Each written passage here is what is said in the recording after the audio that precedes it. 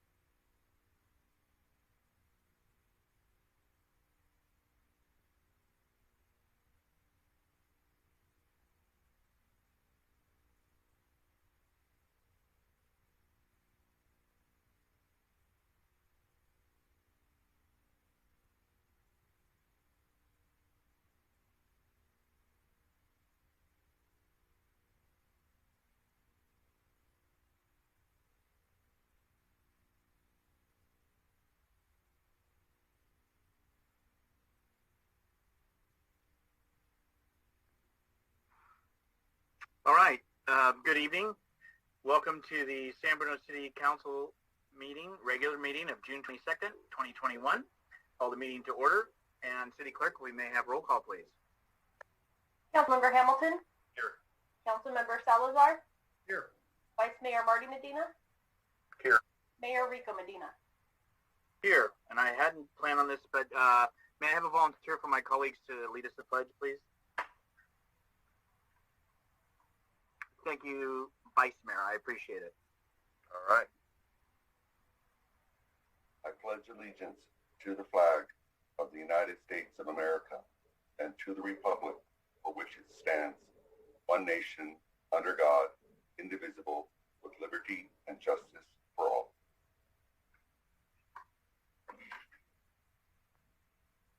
I appreciate that, Vice Mayor.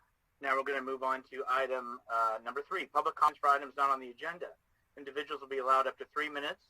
It is council policy to refer matters raised in this forum to staff for investigation and or action where appropriate. The Brown Act prohibits the council from discussing or acting upon any matter not agendized pursuant to state law. If there's any members of the public, if you could raise your hand at this time, and we will have the city bring you in. Again, this is for items not on tonight's council agenda. I'm now the last call for comments, public comments. Hearing and seeing none, and City Clerk can stop me, we're going to go ahead and move on to the next item, which is item number 4, announcements and presentations. Item A, receive presentation from the police chief regarding 4th of July safety. Mr. Hanson.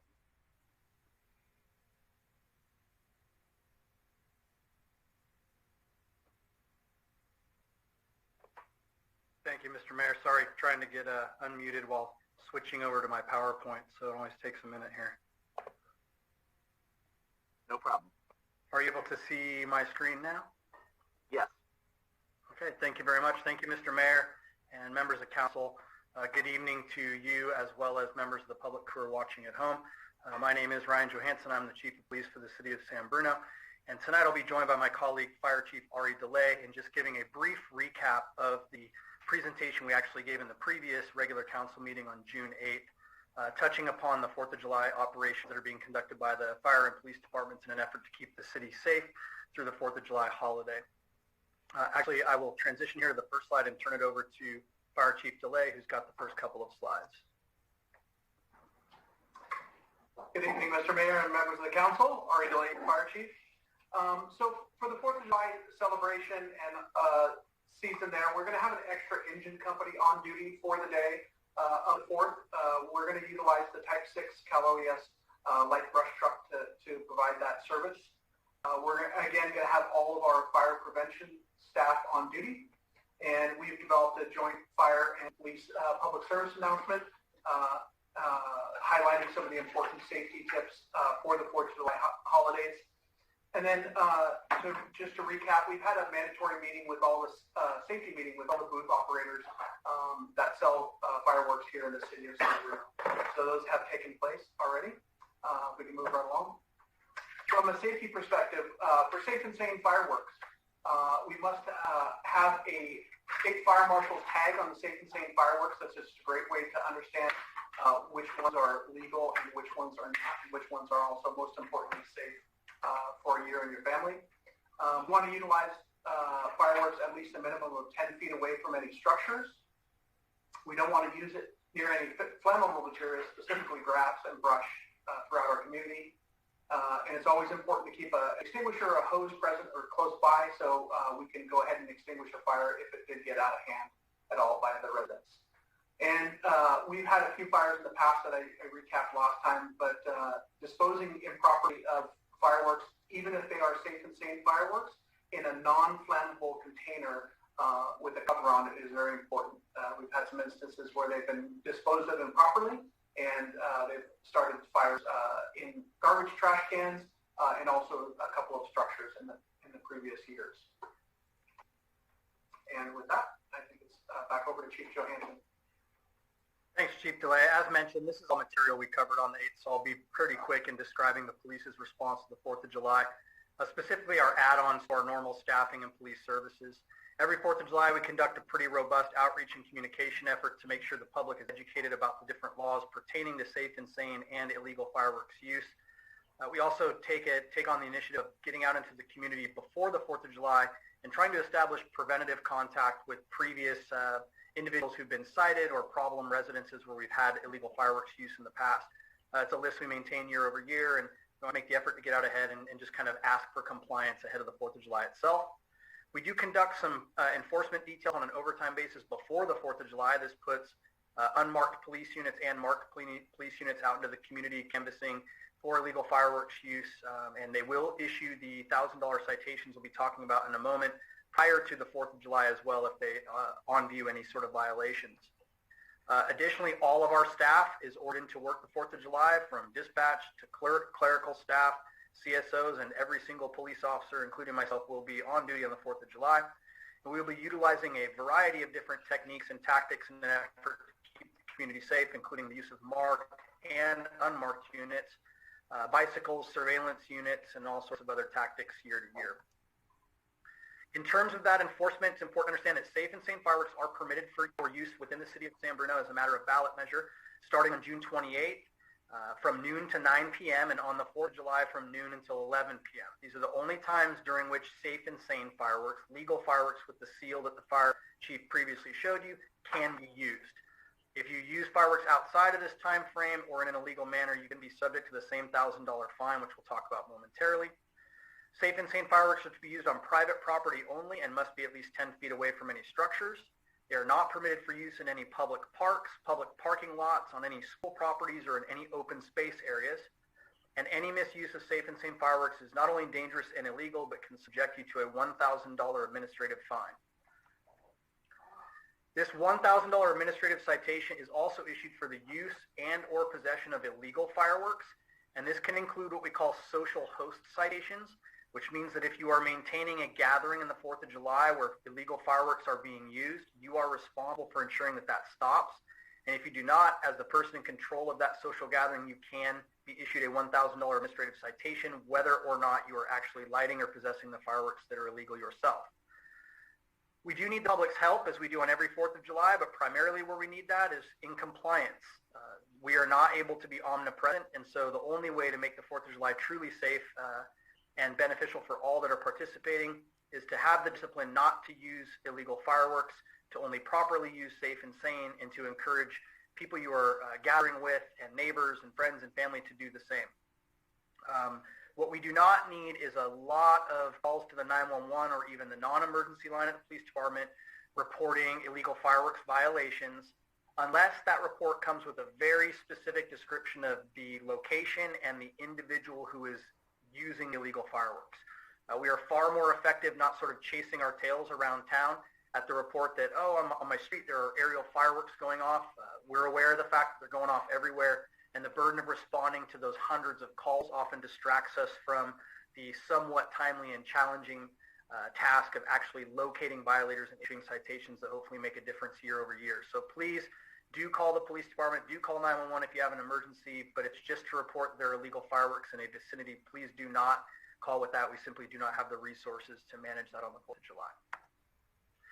So with that, thank you very much for giving us a few moments to recap our 4th of July operations, and I know the Fire Chief and I are happy to take any questions or comments.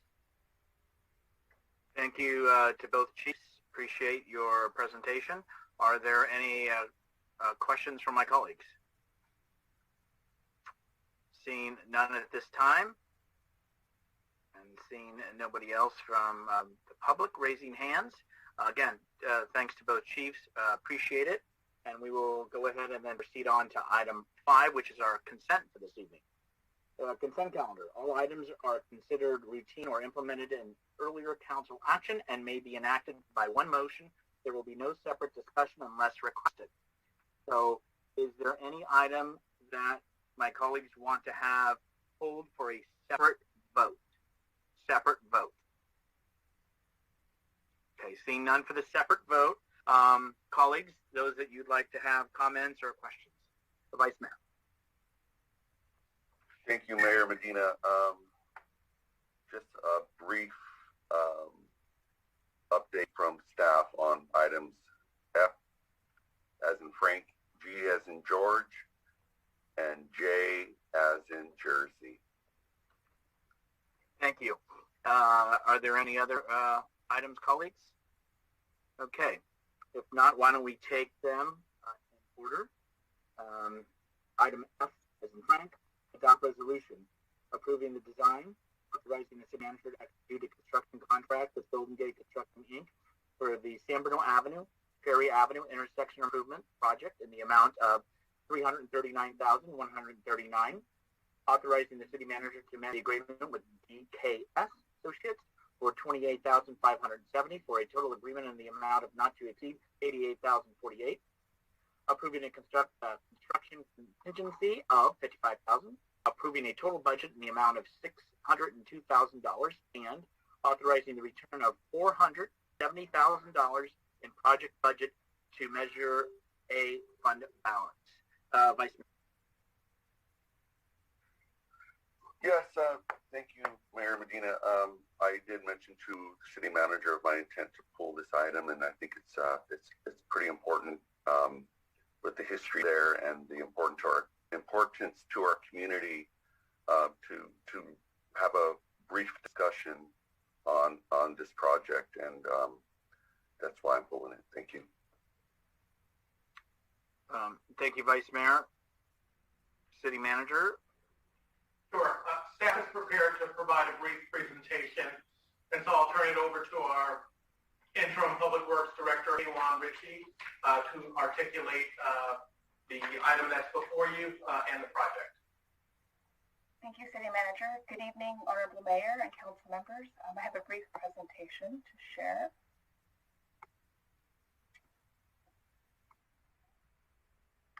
Okay. The evening I have before you tonight is the award of the Cherry Avenue and San Bruno Avenue intersection improvements.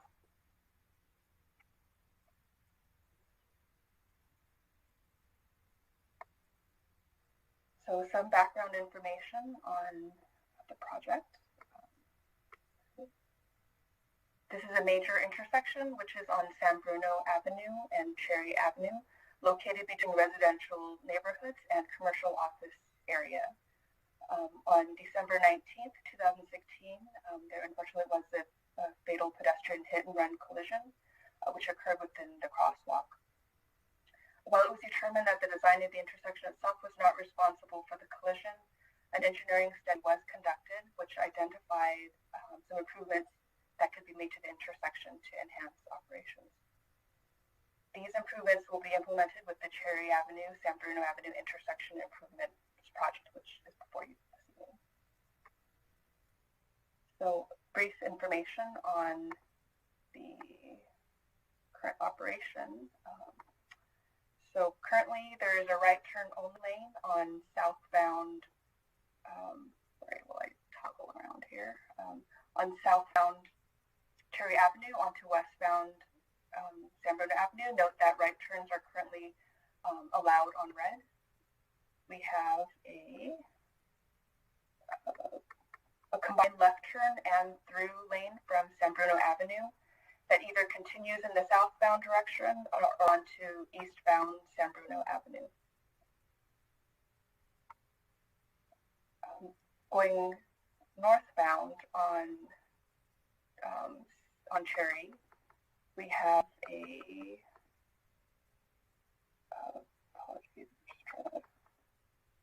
so there's a left turn movement from San Bruno Avenue is permissive. Vehicles making this movement must yield to everyone else, who would include oncoming through traffic, oncoming right turners, and pedestrians crossing San Bruno Avenue in the north-south direction. In the northbound direction, there's a left turn only lane from northbound Cherry onto westbound San Bruno Avenue. There is a left turn, combined right turn and through lane on northbound Cherry Avenue that either continues northbound direction or onto eastbound San Bruno Avenue. Along San Bruno Avenue, both directions have 2 through lanes and a protected left turn only lane. Under the protected left turn lane, those vehicles have the right of way, while the left turn arrow, so that's shown here. So the proposed improvements include reconfiguring southbound Cherry Avenue by removing the combined left turn and through lane and providing a separate left lane for each individual movement. This is done by narrowing the median to create space for additional lane. The right turn only lane from San Bruno Avenue onto westbound San Bruno Avenue remains, but the project would add a no right turn on red blank out sign and an overlap phase. The overlap phase would allow southbound lane right turns to continue without stopping when a non-conflicting left turn from eastbound San Bruno Avenue is active, so pedestrians would not be crossing at that time. The project would add a flashing yellow arrows for the southbound and northbound Cherry Avenue left turn movements. These signal heads have been shown to significantly reduce collisions by better delineating that while left turn vehicles are permitted to enter the intersection, they must yield to oncoming traffic and pedestrians. Other major improvements include adding pedestrian lead intervals, which provide pedestrians the opportunity to enter the intersection a few seconds before vehicles are given the green light. This increases the visibility of pedestrians, improves the crossing. The median modifications also includes adding a pedestrian refuge island, shown here, as well as the separation of the left turn and the through lane. I will also note that the median narrowing on southbound Cherry will require the removal of 2 trees. I did want to note that.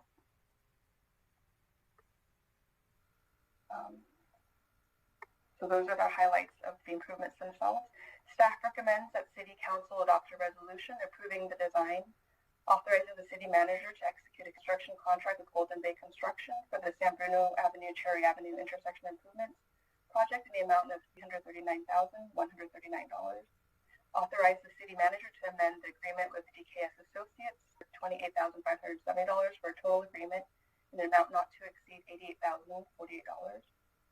Approve a construction contingency in the amount of $55,000, total budget in the amount of $602,000, and authorize the return of $470,000 in remaining project budget back to the Measure A fund balance because the project was adequately funded and then some by $470,000. So this concludes my presentation. I'm available and happy to answer any questions. Okay, we're going to go to colleagues if they have any questions. I know we have a member of the public. I will call on public at the end of all consent items. Vice Mayor Medina. Thank you very much for that report. Construction is scheduled to start in a couple months and be completed by the end of the year. Is that right? Yes, that's correct. Excellent. Thank you. Councilmember Hamilton. Can you bring back up the schematic of the proposed or planned end state? I have just a quick question regarding, are there plans to do, in some intersections, they have the dotted lines that kind of guide people through their turns, painted on the ground, and I was wondering if this project includes that. Because there's so many different lanes all coming in that might be helpful. I didn't know if that was part of the study. I have the project manager as well as the consultant. Melissa, if you could please allow them in. David Wong and David Mahama. David, I do not see David Mahama in the room. I only see David Wong, so I've brought him in. thank you. David, would you be able to answer that question if that's part of the work? Yeah, sorry, it's trying to start my video, but hi, good evening, members of the City Council. Yes, so there will be kind of the dotted lines that Councilmember Hamilton was asking about. That kind of does a little a curvy thing, but that's for the direction along San Bruno Avenue. Great, thank you. I'm excited to see this project finally getting close to the finish line. So that's great. Thank you. Okay, seeing no other hands up, we will go ahead and move to item G. Adopt resolution approving design authorization. The city manager executed a construction contract with NEMA Construction for the street light pole replacement project in the amount of $327,100. Approving a construction contingency of $49,065, appropriation of $9,875 from the Measure A fund balance, and approving a total budget in the amount of $408,875.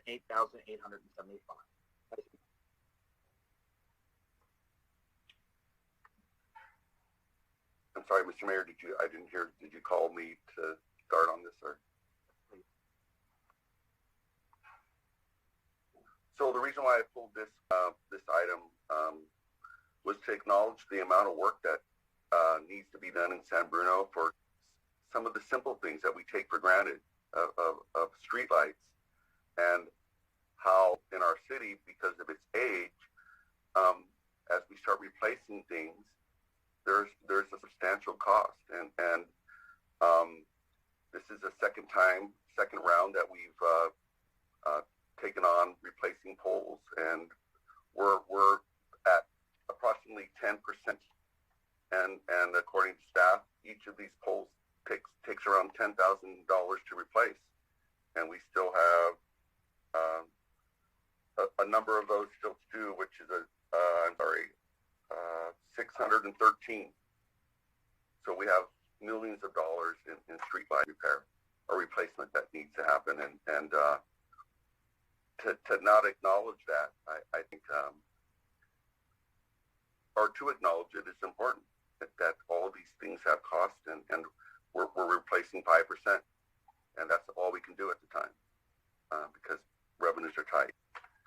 I don't know if the city manager or staff would like to add anything to that, but that's why I pulled it, to acknowledge this effort. City manager? Sure.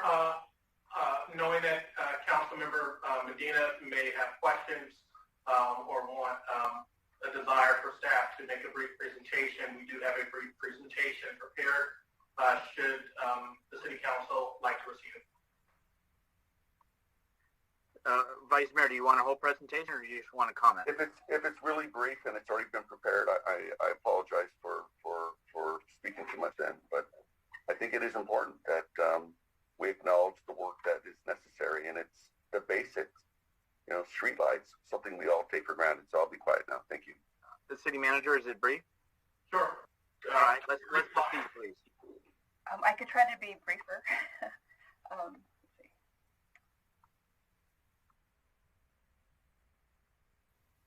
So I have apologize. sharing the right screen.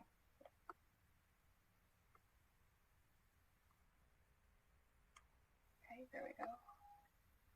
So the item before you tonight is the award of the street light pole project. Some project background.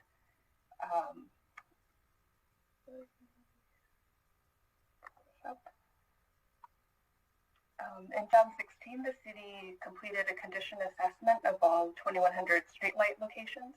680 were identified as being needed to be replaced. There are many that are very old. Typical lifespan that's expected are 15 to 50 years. Some of it between are 80 to 100 years. The annual work plan was to replace the most deteriorated poles first, and where possible, group locations geographically and by pole to minimize construction costs. 36 poles have been replaced, as the Vice Mayor has mentioned in the previous project. I would like to note that there are some figures that are corrected and shown on this figure. It does not affect the basis of award or the resolution or the recommendation, but I would like to provide just some brief information. The basis of award was the base bid and add alternates combined that was about 25 poles. The lowest responsive bidder was NEMA Construction. There were additional pole alternates that were provided, B and C, and that's if we had favorable bids to be able to award those. And so the base bid in alternate A equaled $274,000, which is about $66,000 less than the engineer's estimate. Alternates B and C were roughly around the same, $26.5. Total award is $327,100 for 31 poles. Some pictures of existing poles. As you can tell, the steel ones are rusted, and there's some concrete ones as well.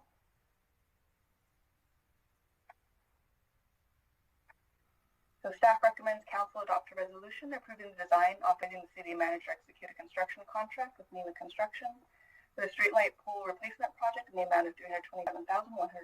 Approve a construction contingency of $49,065. Appropriate $9,875 in Measure A fund balance, and approve a total budget in the amount of $408,875.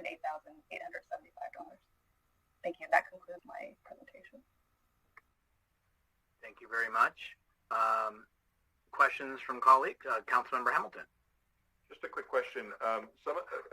My understanding is that some of these same poles sometimes are utilized when we have the small cell site requests from the telecommunications companies, and I'm wondering if any of the older poles that are identified have also been ones that have been requested to be utilized by small cell sites, and or if that were to happen, do we check this list and replace the whole pole as part of that project? Yes, thank you, Councilmember Hamilton, for that question. We do require that prior to installation, there currently are no co-locations on streetlight poles. They're on joint poles that are owned by PG&E, so that has not occurred yet. Before that would occur, we would require that they analyze the structural integrity of the pole to confirm that it can maintain that load. Great. Thank you very much. You're welcome. Any other questions or comments for colleagues? Seeing none, we'll move on to item J. J is adopt a resolution approving the design authorizing the city manager execute a construction contract with Safety Network Traffic Signs, Inc. for the 2021 traffic sign replacement project in the amount of $92,295. Vice Mayor, please.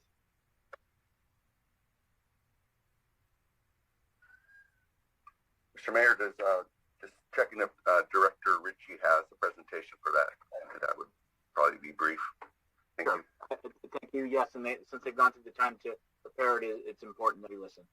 And of course, it's from Director Ritchie, so we want to listen. Oh, thank you so much. I do have a brief presentation to provide. Okay.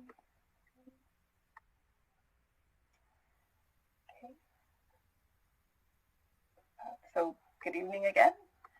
The item before you tonight, 5J, is the award of the traffic sign replacement project.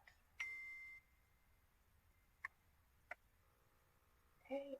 In 2007, The FHWA established requirements for traffic sign legibility and retroflectivity. In 2017, staff completed a condition assessment, and the city's 4,900 approximately traffic signs with 2,470 about 55% needed to be replaced. The work plan included replacing signs based on safety category priorities, which are priority 1, stop, yield, all-way, priority 2, regulatory warning, school, speed limit, etc., priority 3, street name and guide signs, priority 4, parking and custom signs. In 2019-20, over 728 priority 1 signs were replaced, so this has already occurred. This year's project includes, will focus primarily on the priority 2 sign location. So priority 1 signs were replaced, now we're focusing on priority 2. This includes replacing 359 regulatory warning and school traffic signs, 83 traffic sign poles, and removing and installing a street name or other signs onto the new poles. Staff anticipates a 4-month installation schedule. Future years will replace and update the remaining priority 2 as well as priority 3 and 4 signs. So these are some examples of what a priority 2 sign looks like. Staff recommends that Council adopt a resolution approving the design, authorizing the city manager to execute a construction contract with Safety Network Traffic Signs, Inc. for the 2021 traffic sign replacement project in the amount of $92,295. Thank you for your report. Comments or questions from colleagues? Vice Mayor? Just a thank you for that. It's important work that I think it's important to share with our community. Okay.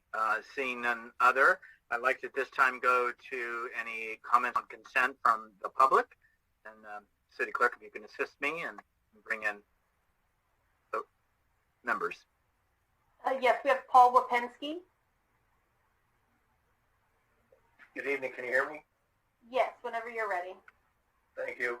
I'd like to go back to the Cherry Avenue plan. I read the staff report, and it says that one of the items that they're going to do with their is to synchronize the stoplights. And I've talked to the Public Works before and also the Traffic and Safety Commission. But if you're going westbound on San Bruno Avenue and you want to make a left turn on the area to get into Mills Park, that turn light doesn't synchronize with the rest of them. Sometimes you have to wait 2 cycles for it to turn green while all the other traffic gets to flow. So if they can fix that now, that'd be great. But when they do the project, please make sure that's part of it, because it's really frustrating to sit at that light for, sometimes 2 cycles and not get to turn. Thank you. Thank you very much for those comments and bringing that to staff's attention and the TSPC. Thank you. Okay, with that, that concludes consent. We have items A through J. Is there any action from council? Move to approve. Second. We have a motion, Salazar, second, Medina. Roll call, please. Councilmember Hamilton? Aye. Councilmember Mason? Aye. Councilmember Salazar? Aye. Vice Mayor Marty Medina? Aye. Mayor Rico Medina? Aye. Motion carries. Thank you. Now we'll move on to item 6, public hearing. City Clerk? Item 6A, hold a public hearing and adopt resolutions approving fiscal year 2021-22 operating and fiscal year 2021 through 26 capital improvement program budget, approving city appropriations GAN limit for fiscal year 2021-22, approving the cost recovery policy and updated user fee schedule for fiscal year 2021-22. Turn it over at this time to the city manager to begin.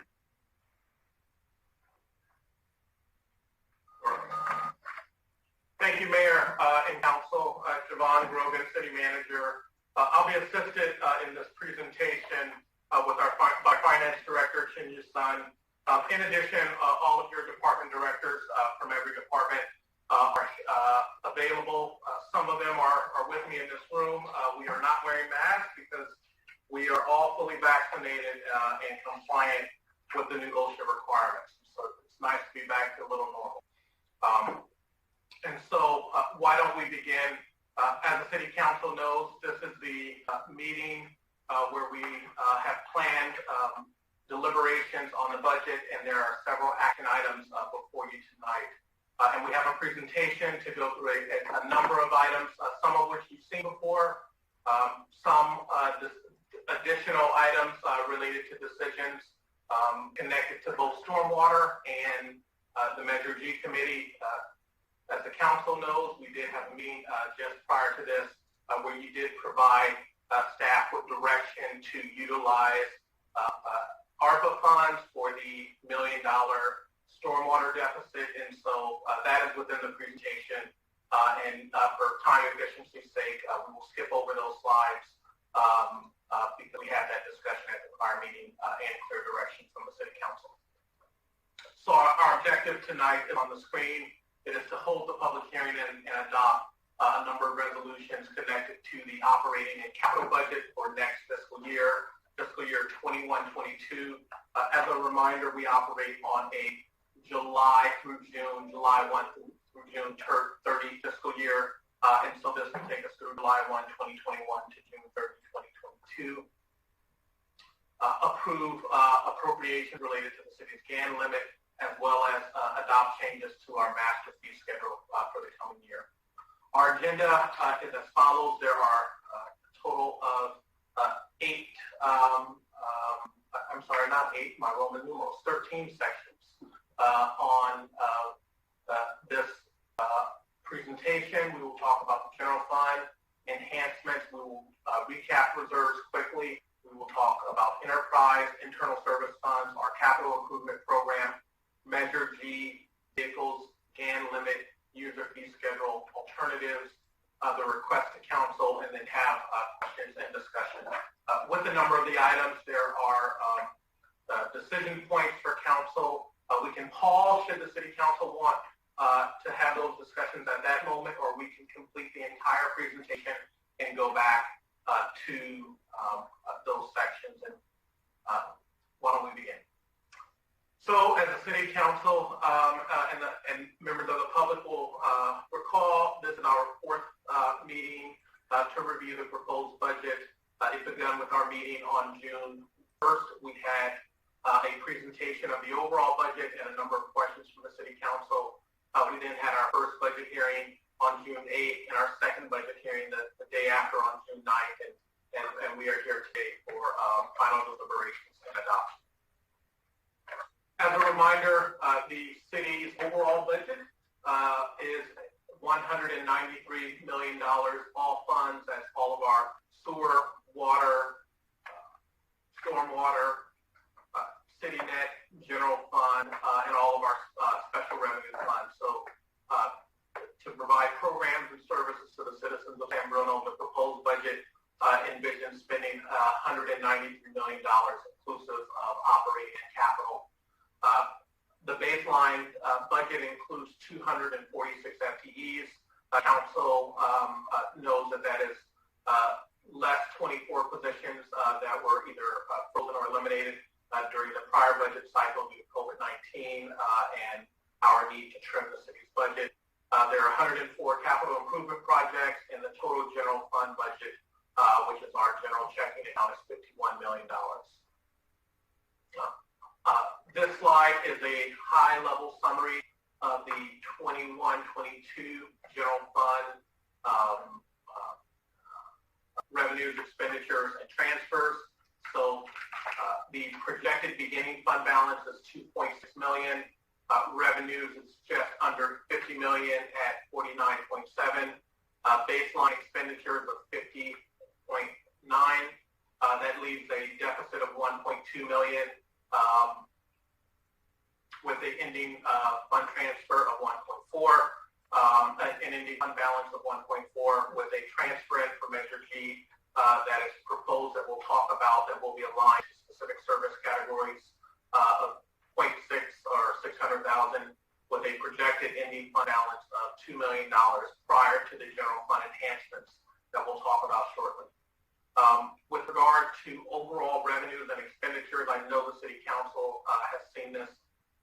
several times during our budget presentations. This is the exact same pie graph.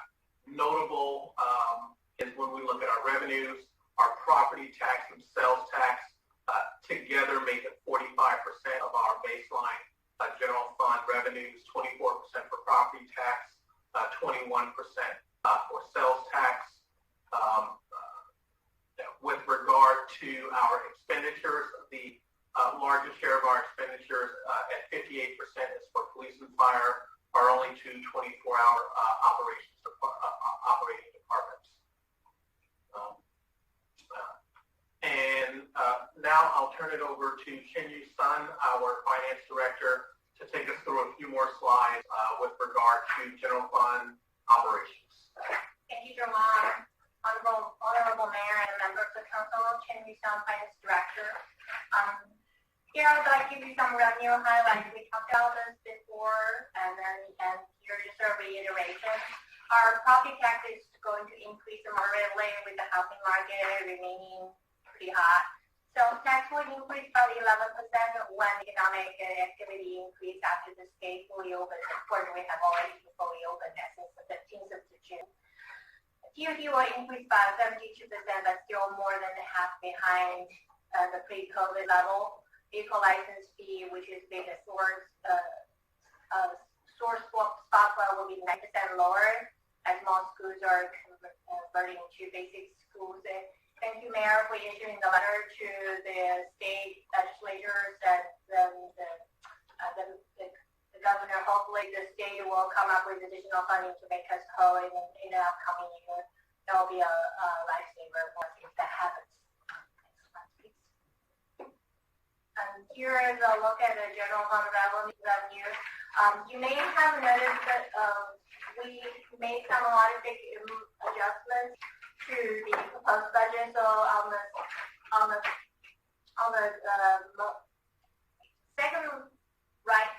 second and column to the right, we titled the column is called amended proposed budget. We made some minor adjustments to the cost allocation and revenues. So you see some minor differences, but the total difference is not very substantial. With that adjustment, we're still seeing the total revenues for general fund for the next fiscal year that it's almost $50.3 million. Slide, please. And for expenditures, we all know the rising pension cost is really a big factor for increasing costs, increasing expenditure in general fund. And another big increase are health and insurance costs. And all the union MOUs are subject to negotiation by the end of this calendar year. Under the city manager's guideline, we developed a status quo baseline budget, meaning the reduced staffing in the current year is not really covering in this baseline budget. There's a limited ability to enhance facility infrastructure maintenance. There still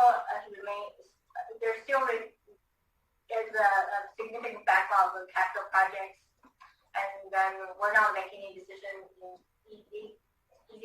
in this meeting. And I do hope that the council provides support for the staff and then for the city in next year's operation.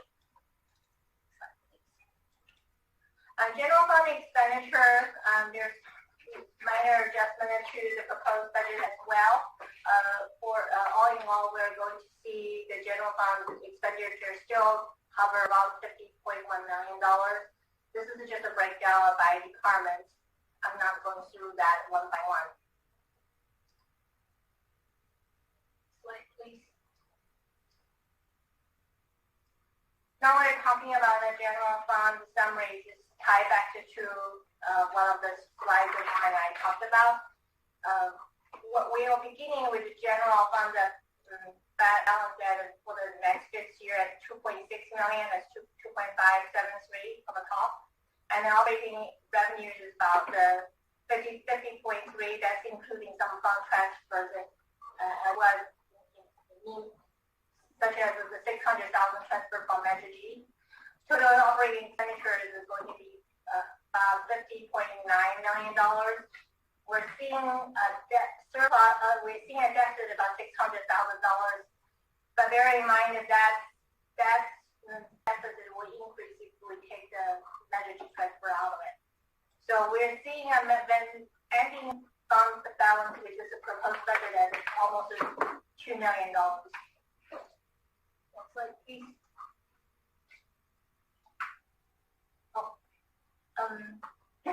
Here's what we're going to take a look at our general fund, unrestricted reserve, and comparing with our reserve policy target. General fund has a policy target of $1.5 million. With this proposed budget, we are going to see the balance at about $2 million before the enhancements. General fund reserve is about $12.3 million, which is slightly behind the 25% annual budget expenditures target. General fund capital reserve is exceeding the target of $5 million to be at $9.4 million, but 50% of $9.4 million is really designated for the RAC project. That's a D2 funds. Emergency disaster fund is slightly below the target of $2.7 million. All in all, our general fund unrestricted reserve is going to be about $26.3 million at the end of next fiscal year.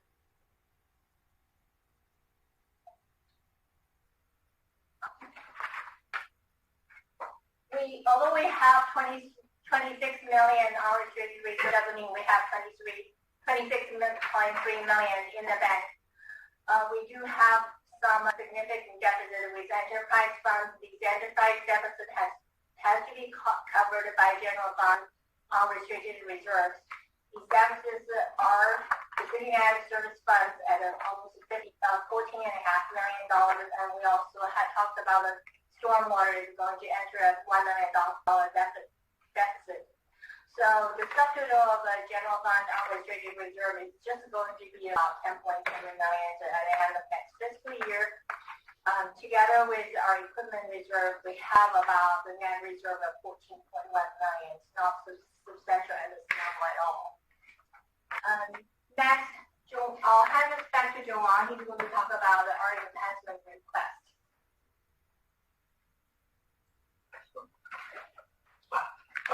Thank you, members of the council and public.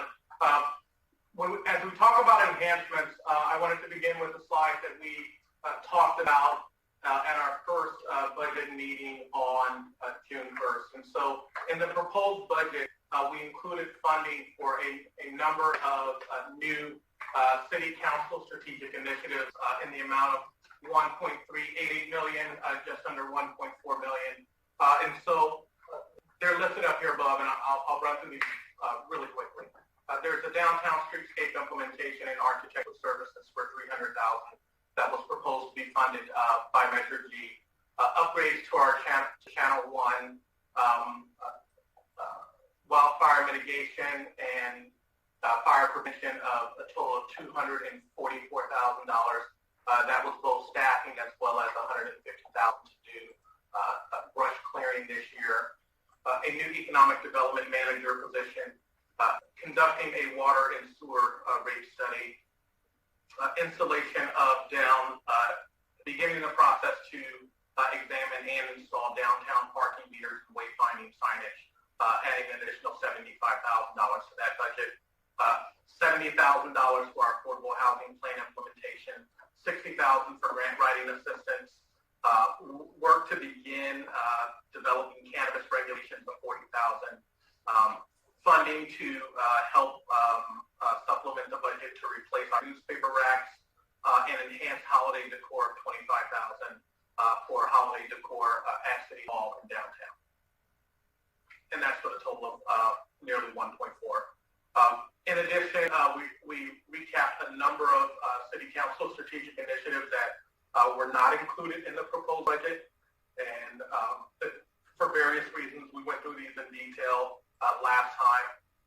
If I point out a few, just with the east-west street sweeping alignment, it's important to note that with the unsuccessful storm drain and flood protection fee, costs to begin and undertake this effort are currently unknown, So the fund is currently $1 million in deficit.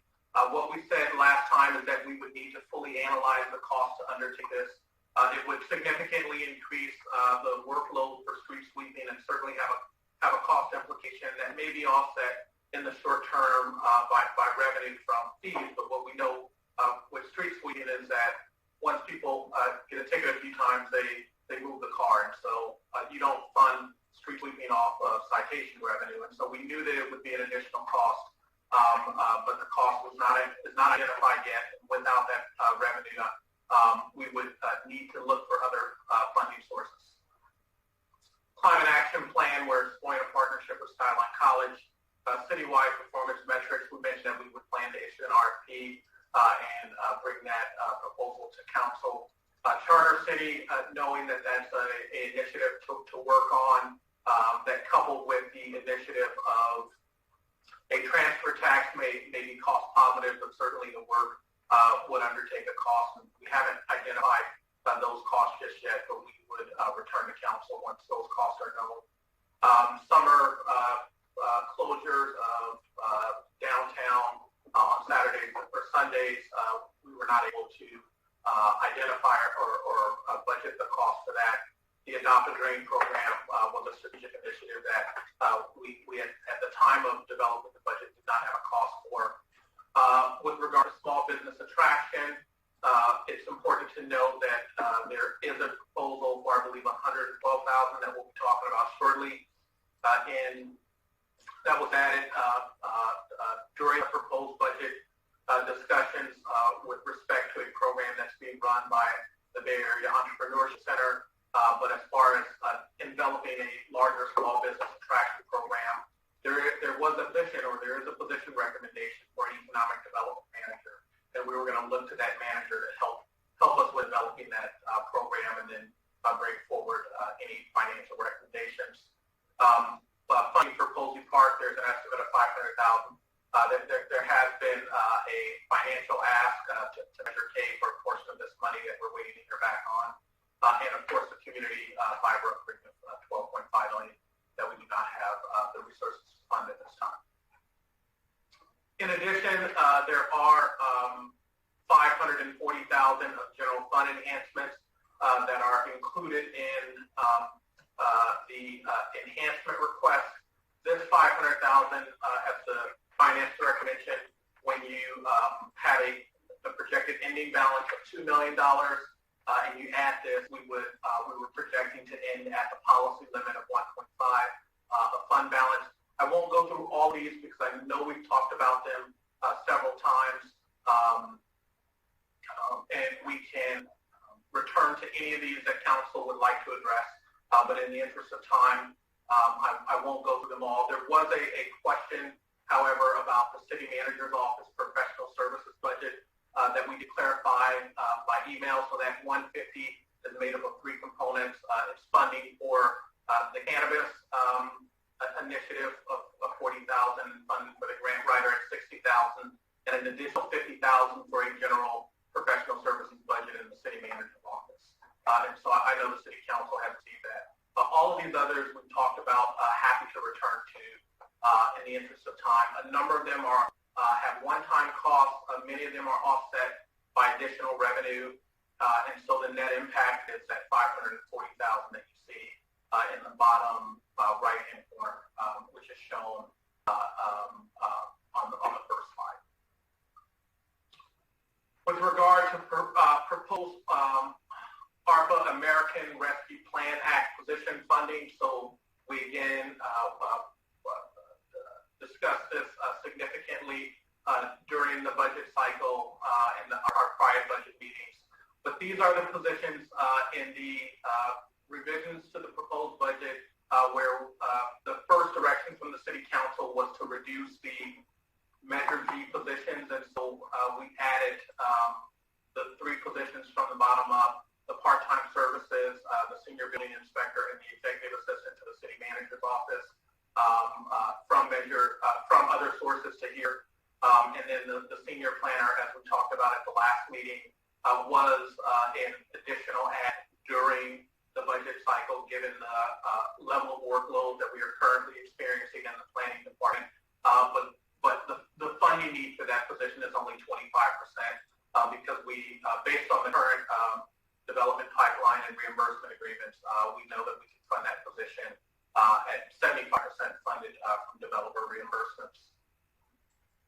And so that brings us to this slide, which presents the total of that ARPA funding as a glide path to restore a portion, but not all of the positions that were reduced in the prior budget cycle, and also having strategic additions tied to strategic initiatives and other items. And so in that second proposed column for 2021, it's the $112,000 that we mentioned for business grants on top of the $290 that the City Council has already awarded in the current fiscal year. There's proposed CIP funding of $750,000 and position funding of $1.5 that, as a reminder, trails off by 25% each year. And so based on our regular revenue growth in the general fund, with the general fund picking up 25% of the cost of those positions each year, and by 26, having those positions fully covered in the general fund budget. And so out of the $10.2 million of ARPA funding, the proposed funding through 24-25 connected to these recommendations is $7,350,000, leaving just under $2.9 million. As a note, this does not include those 4 positions that were originally recommended to be funded by Measure G. As we talk about Measure G, we all know Measure G is our half-cent sales tax that next year is projected to bring in $3.5 million. There's the ballot language there for Measure G that I won't go through because we talked about it before, but know that all of the proposed budget recommendations align to language within that ballot measure. With regard to the Measure G funding, there are 3 columns here, and I want to pause here to have the Finance Director begin the articulation of Measure G and the Measure G funding recommendations and the meeting that we had with the Citizens Revenue Oversight Committee on Friday and their recommendations to Council, and then we will continue with other discussions. Thank you, Jerome. I just went through the progression of Measure G proposed use throughout the budget development season. So Measure G, as we expected at the end of this fiscal year, is going to have $1.25 million in fund balance, which is much better than we had projected in the last budget season. We're going to expect the revenue coming in for the next year is about $3.5 million. So that provides us quite a bit of funding in Measure G for potential appropriation for the city's general uses or intended for the Measure G election ballot purposes. So originally in our first version proposed budget, the city manager proposed to fund $1.4 million street project with Measure G funding, and then $300,000 for street, and then $804,000 for positions, and $600,000 for transfer to general fund to help general fund achieve the fund balance target. And then there's another $240,000 for the payment trust. After discussion with the council during the study session on June 8th and then 9th, the council expressed concern of the Measure G for positions. So we moved some of the positions out of the Measure G funding, and you can see in the employee position line, it reduced from $804,000 to $517,000. Everything else remained the same, except for we believe the citywide fire mitigation is in the line with the spirit of Measure G election at the beginning. So we moved that $150,000 into the proposed budget after the discussion with the city council. Last Friday we met with the Revenue Oversight Committee. The committee members felt that Measure G funding should be used for street projects. So they approved unanimously for the street project, CIP project 1.4. They also felt $150,000 for fire mitigation was appropriate usage of Measure G funding. And then they also allowed us to use the $240,000 for the payment truck. So that's the difference of the progress of the Measure G proposal in the budget season. As you can see, with the various different proposals, the ending balance of the Measure G is going to be well above $1 million. With the most right column, keep the most of the balance. We're only allowed to follow the Revenue Oversight Committee's recommendation that Measure G funding will have almost $3 million in fund balance and next fiscal year. Matt, did you want to go to talk about? Let me expound upon the discussions at the Oversight Committee and point out a couple things. It was nearly a 3-hour meeting and a very, very robust session. The committee really understood the challenges facing the city, I believe, but in light of the ARPA funding, really thought that before utilizing the funds as proposed, we should look towards ARPA. It's certainly connected to positions. In fact, the committee felt that it was not appropriate to use the funds for lead positions, even if there was a path to gradually progress all of that. In addition, we had discussions with the committee about potentially other things, road projects, but also other areas of the city that could use Measure G funding. And what we committed to them was the same thing we committed to the city council, is in all of these scenarios, there is additional Measure G fund balance to look for additional road projects first, where those funds could be applied should they be able to be executed, key point executed, in the next fiscal year, given the current capital program, which is a significant capital program. There may not be the ability to add on to some of our street projects, but we would certainly look to see if there was, because we know the interest in improving our roads and doing it as fast. The other point that as fast as we can, the other point that I would make to the city council is whether it's 1.5 or 2.9 left in ending fund balance. That should not be looked at as a bad thing.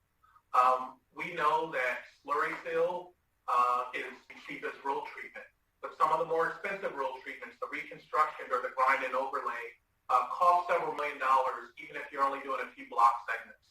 So to let a little money accumulate in Measure G so we can do larger projects is not necessarily a bad thing, but we know that there are a number of pressing needs, which is why the proposed budget was structured by the way it is. Certainly the committee recognized that the city council is sitting in a different seat and has a host of other things to consider, but they felt very strongly and comfortable with their recommendations as they decided it and as is presented in that final column. With regard to funding decisions related to Measure G ARPA, we did want to call out 4 key ones based on where we are now. And it's essentially, let's consider these funding decisions related to new information. The first one certainly is stormwater that we've talked about, so we won't go over that. The next 3 are connected to the Citizens Revenue Oversight Committee recommendations, and then that's considering the proposed general fund funded employee positions, transfer from the general fund or transfer from Measure G to the general fund to support public safety and parks maintenance services, and then funding for that downtown street plan implementation, a council strategic initiative. And so if we step through these really quickly, and we can absolutely return to them. With regard to number 1, funding the stormwater deficit, we talked at the prior meeting, and the city council provided direction to use ARPA funds. And so we will sort of go through key point that if you do not fund the 4 positions, you have enough, and if you do fund the four positions that were due to be funded by Measure G, you have enough within ARPA to do both, to both fund the stormwater deficit for 1 year and those 4 positions on that 25-25-25 reduction plan to gradually allow the general fund to pick up the full cost of those positions. With regard to number 3, the transfer to the general fund to support essentially the baseline budget. And the city council articulated before to just not tie these expenditures to fund balance support or blanket general fund support, but instead to articulate it for key items.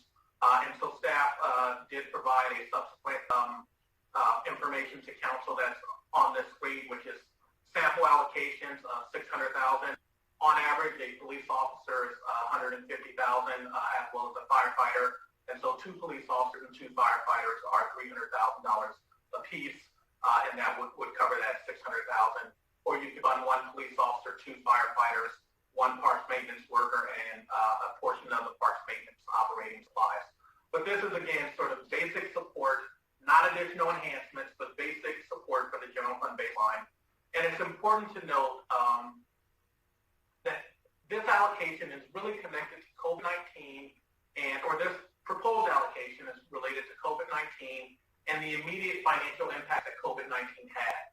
And so what's on the bottom third of that screen is a summary of, in the current year, this current adopted budget, both the committee and the city council supported and adopted utilizing $2 million of Measure G funding to support the city's baseline budget to essentially prevent further reductions in services to the community. In the proposed budget, we were able to drop that from $2 million to $600,000. And so that's a $1.4 million reduction in just 1 year. And so when we talked to the committee about this, the committee understood this. But one of the things that was noted in the committee's discussions was that there was not a concrete plan that was articulated to reduce that last $600,000 down to zero to some time period. And so we do understand that and accept that constructive feedback. But at the end of the day, the committee thought that they did not want to recommend issues to the city council, but recognize that the city council has a host of other decisions and challenges with regard to the budget. And lastly, connected to this transfer, it is important. So the general fund projected ending fund balance with the Measure G transfer and the general fund enhancements is $1.5 million, which was targeted to meet the city's policy target. If you pull that general fund transfer out, the general fund projected ending fund balance will be $900,000, so lower than the policy target of $1.5 million. And so from professionally from staff, I do believe, while I understand the committee's position, it is important that we begin with that $1.5 million target. So I would encourage the city council to think about allowing that transfer and having check-in points during the fiscal year with the hope that we'll not need it. Maybe we'll have additional revenue, but understanding that meeting those policy targets are critically important. The last item of the downtown streetscape plan, a council strategic initiative. And so our initial recommendation in the proposed budget was utilizing Measure G funds. Given other items and where the committee landed, I did want to proffer to the city council that one funding source is utilizing the city's general fund capital reserve and one-time initiatives fund that does have a projected ending fund balance of sort of a net of $5 million. And I called it a net of $5 million because that takes out that $4.5 million that, remember, is in that balance, but is planned to be used for the Recreation and Aquatic Center next fiscal year. And so really there's, with the RAC funding, there's $5 million available. So you could utilize $3 million or $300,000 from that fund to cover this. the challenge is that there are a lot of pressures on that fund and our capital reserve fund in general, which is why tied to Measure G, we thought it was appropriate. But that is certainly a decision for the City Council in your final budget deliberations. So that concludes those discussions on those items. Next, we have a few slides with regard to the enterprise, internal service, capital improvement program, equipment, GAN limit, and user fees. There's approximately 10 slides before the end of the presentation.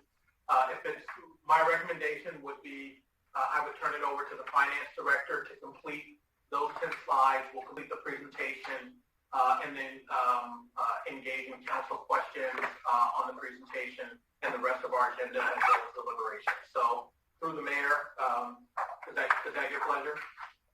Unless I'm seeing any nods of negative, I would say yes, proceed with the last 10. The GAN thing is pretty straightforward, and user fee we've gone over, but let's summarize it. So please proceed with the last 10 slides. Perfect. Thank you. Director.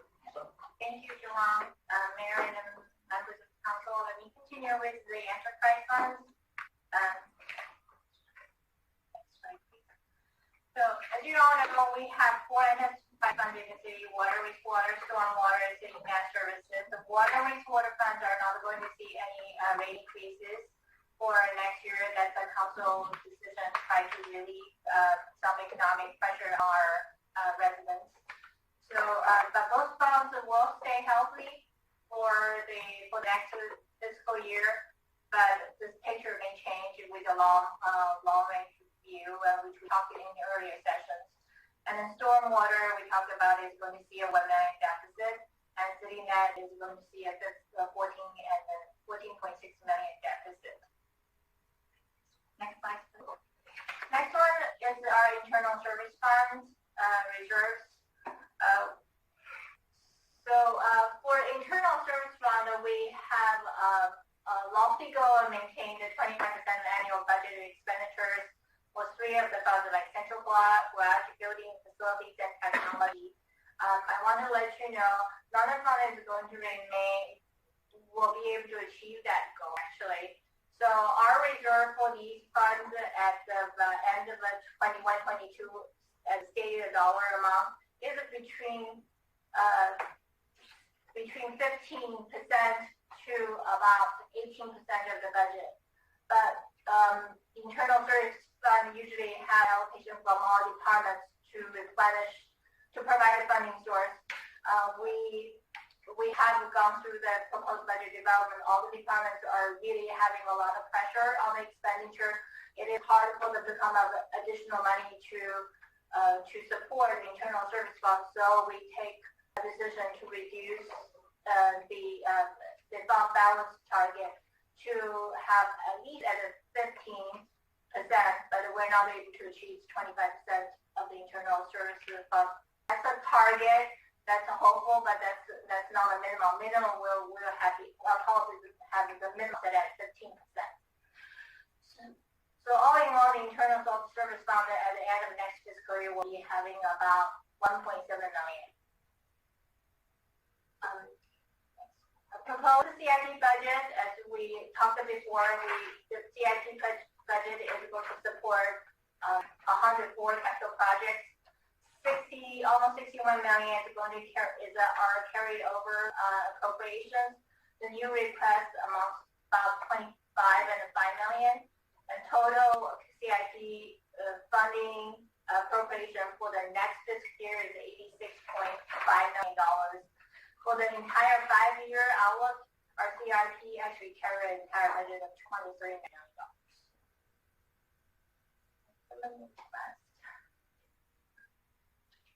And this is a list of equipment and vehicle purchase requests that we talked about during our discussion on June 9th. With the equipment replacement fund, we're hoping to purchase four police interceptors for $320,000, one Toyota Sienna minivan for $45,000, and one community service for $250 and $55. And also we're hoping to replace all some police patrol rifles at $146,000. and then a command vehicle for fire department is $75,000, and then the pavement repair truck is $240,000. And this funding is coming from Measure G. And then additionally, there's a couple of equipment for community service, $15,000 for the John Deere mower, and then $8,000 for mower trailer. So all in all, we have equipment replacement about $189,000, vehicle replacement $420,000, and then there's some new requisitions at $315,000. I believe the total adds up to closer to over $900,000. Next, we're going to talk about the gallon limit. Gallon limit is a voter-approving initiative to limit the amount of tax-generated revenue based on the fiscal year 78 and 79 budget adjusted each year with the cost of living and population growth. This cost of living and population growth are data published by the Department of Finance of the state of California. The adjusted 2021-22 appropriation for the city of San Bruno is well below the limit by 28%. Next, let's talk about the draft cost recovery policy. The council reviewed the draft cost recovery policy during the meeting on March 2nd, 2021. And this policy provides a framework for the city council to communicate to the public why fees have different cost recovery levels. Once this policy is established, it would be reviewed during the future user fee updates or when the city council believes review is necessary. And this policy will create some flexibility for staff to respond to unusual circumstances or unique opportunities in its pricing of services. The cost recovery policy has several levels. The full cost recovery or near full cost recovery, such as building permits, we are hoping to recover the cost at 80 to 100% level. The medium cost recovery is a 40 to 80% level, and the typical example is the middle school recreation program. The low cost recovery is at a below 40% level. One good example is the senior launch program. The proposed user fees we talked about in the several study sessions, with the council's recommendation, we're making a series of updates and changes.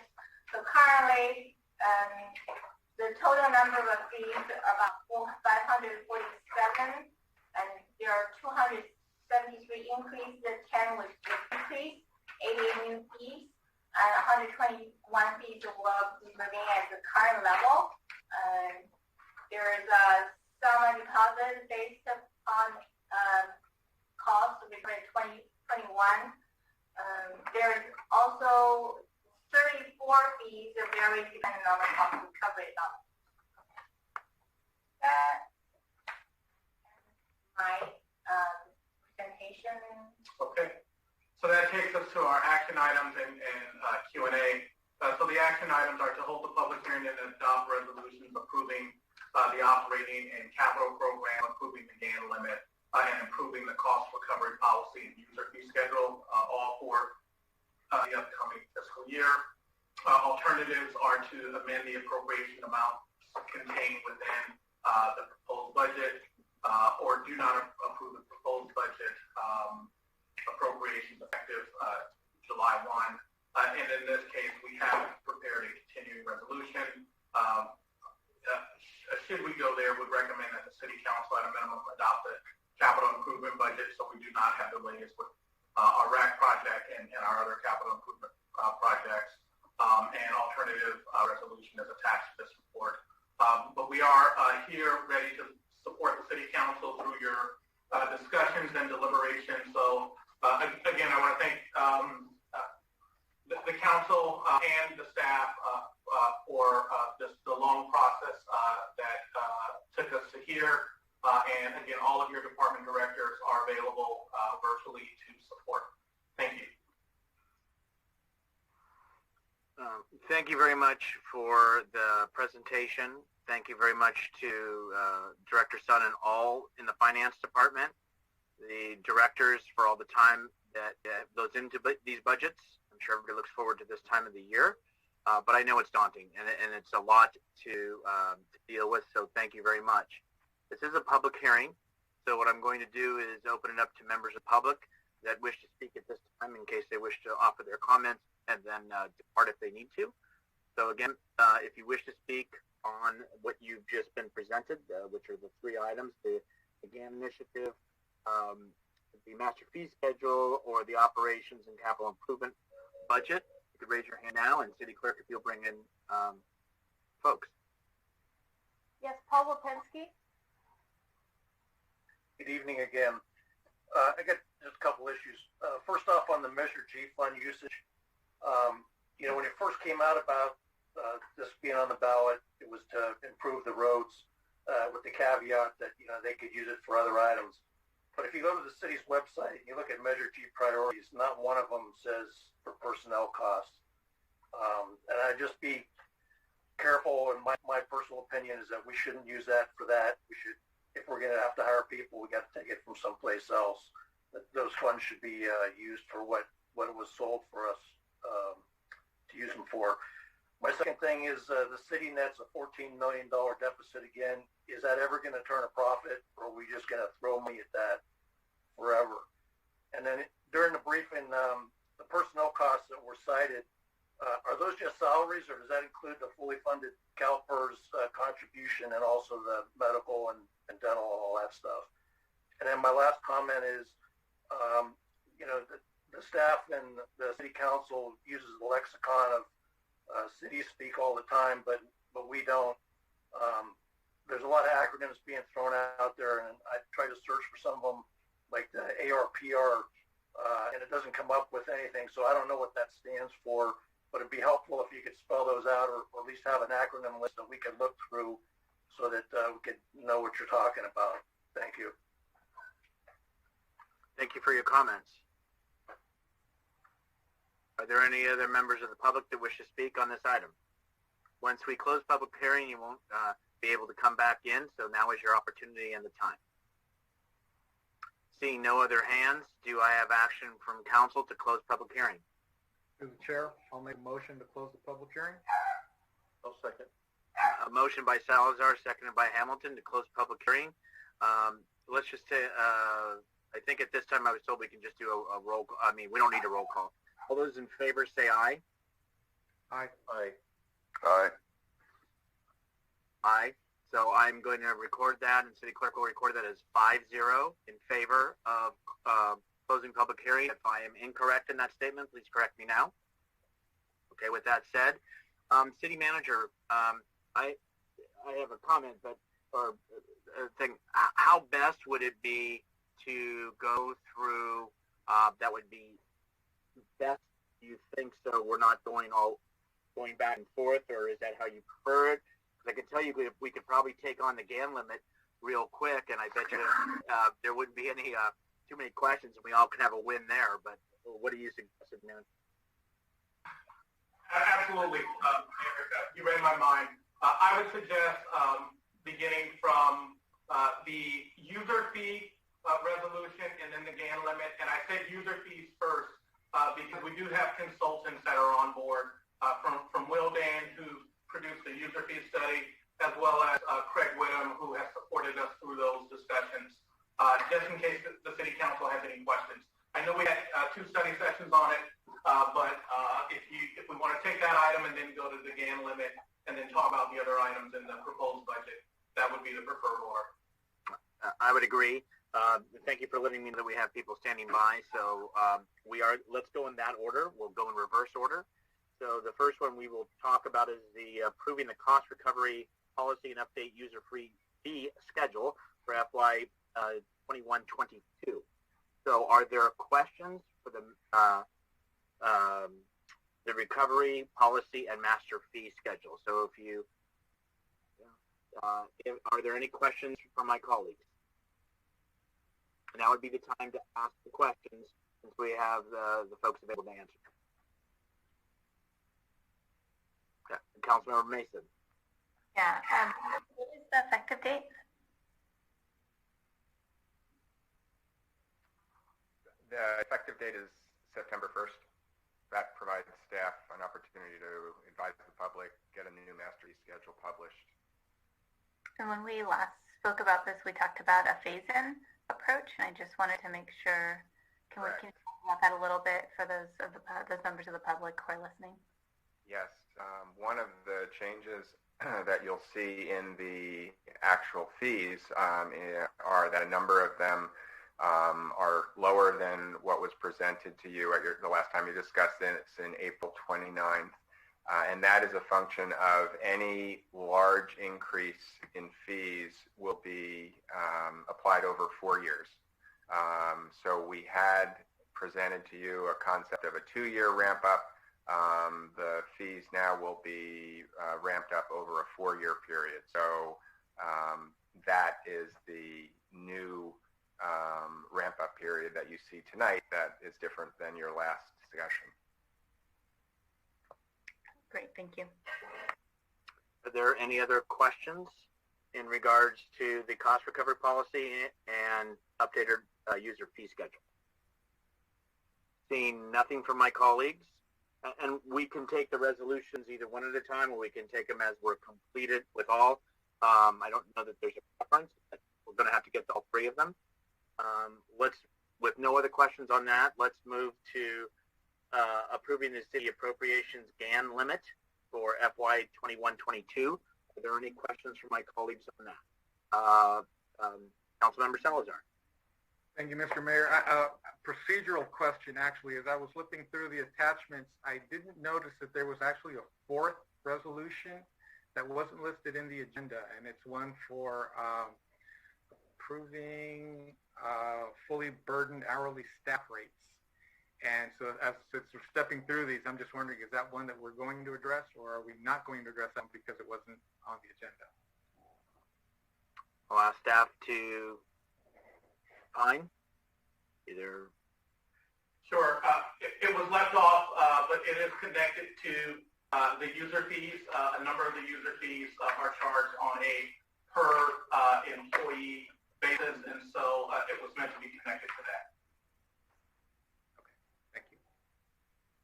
Okay, anything on the GAN limit? Okay. This is the time. Okay, so with those two, another, Javon, anything on that? Because I know we have folks that are here. So anything else you want to go over before we move forward? If I could just jump Please. in, Mayor, the user fee update and the fully burdened rates are included in the one resolution you have on that item. So that is covered, the fully burdened rates. Right. I think Councilmember Salazar was referring to attachment 11, which lists all of the rates. I see. Okay. Attachment 10, actually, which is a separate resolution.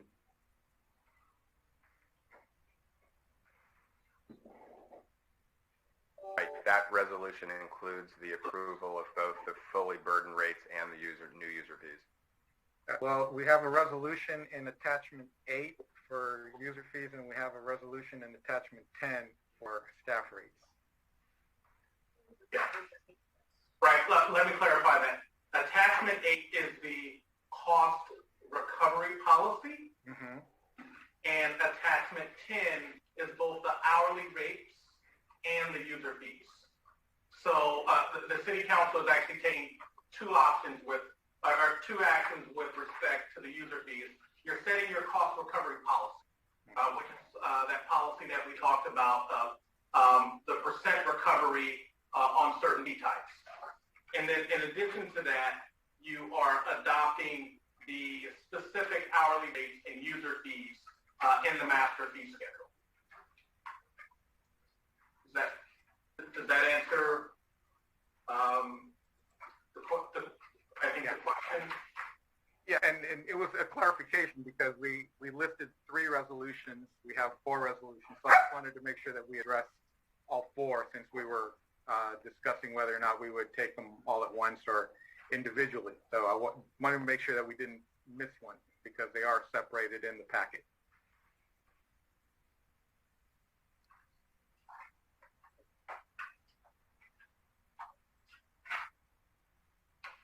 As staff's just verifying, Councilmember Hamilton on GAN or the user fee? I would just make the suggestion that once we finish deliberation on these two, that we just take the votes on them and get them off the table. I would, especially because there's a little bit of confusion on this one, and we just discussed it, and maybe it might be an hour from now before we come back to vote, and might as well just get them done. I would agree, especially so that the consultants that are here can depart. Councilmember Mason. Yeah, I'm just wondering what the loss would be if we waited for the implementation until January of 2022.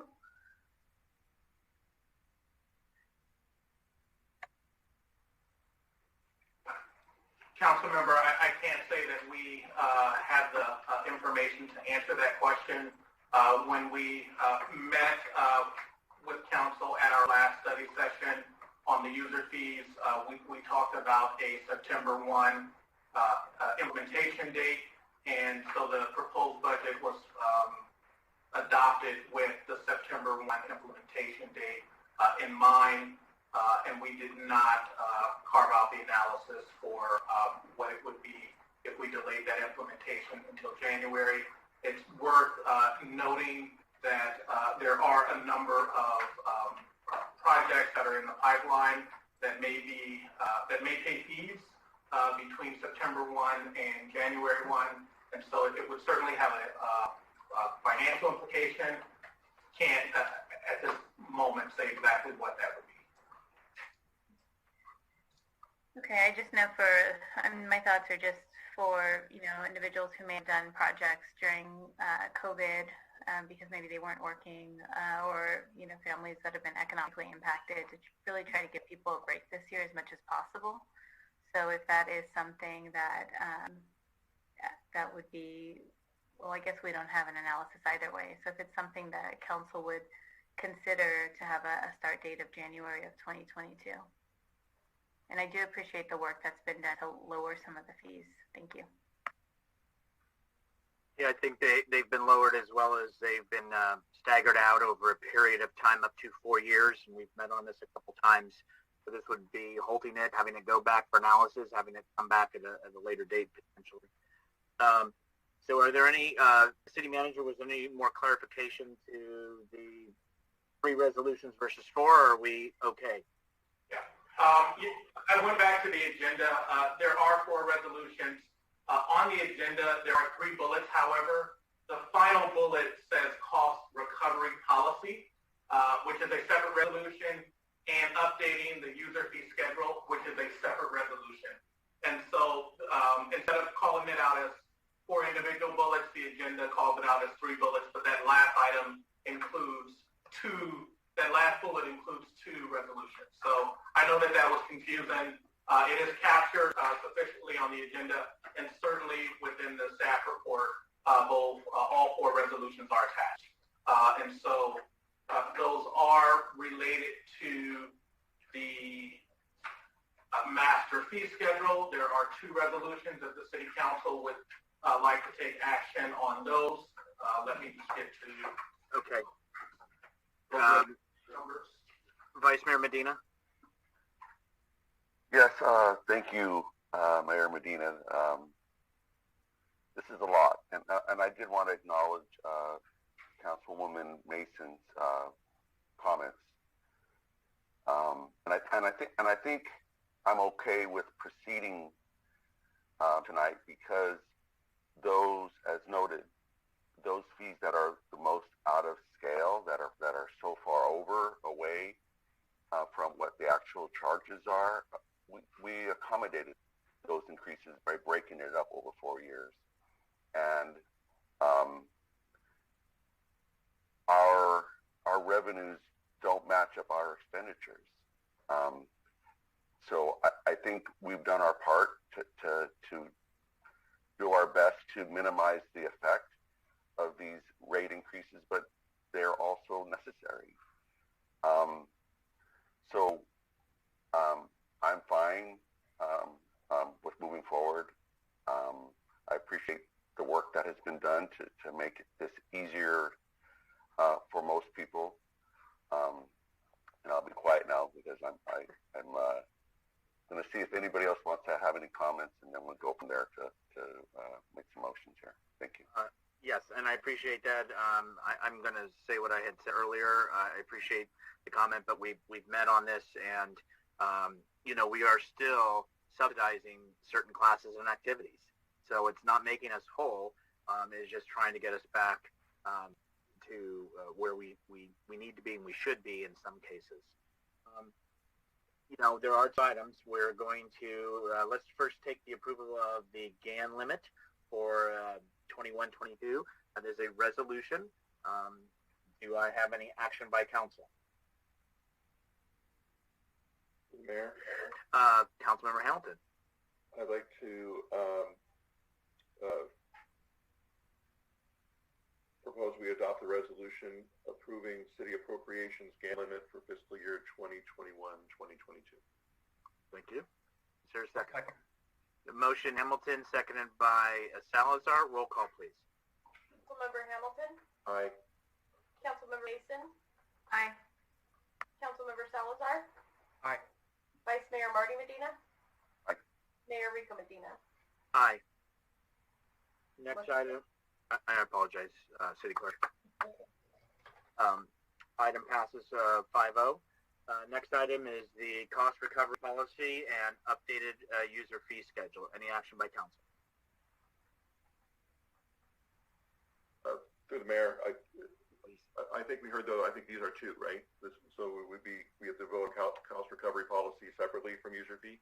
So no, my understanding was one will take care of both. One will take care of both. Okay, thank unless you. Unless the city attorney appears, we're going to go forward. Okay. He just did. Yeah. Oh, thumbs up. Okay. Oh, he's good. Okay. I would like to propose we approve propose Motion. that we Motion to approve. motion to approve. Thank you.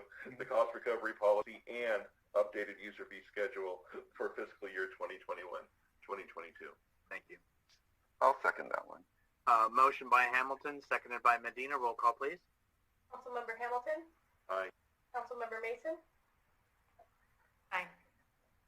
Councilmember Salazar? Aye. Vice Mayor Marty Medina? Aye. Mayor Rico Medina? Aye. Motion carries. Thank you. Okay, I guess that's the end of the meeting. And no, obviously we have the important one, which is the operations and capital improvement. City Manager, would it be advantageous for us to separate them, or do you want to just clump them together and let the council start to ask? Given where we are, I think it might be easier to do the capital improvement budget first, and then go back to the operating. Perfect. All right, let's first, colleagues, you saw the presentation. We've gone through a couple of budget study sessions. This is in regards to capital improvement only. Are there questions or comments from colleagues?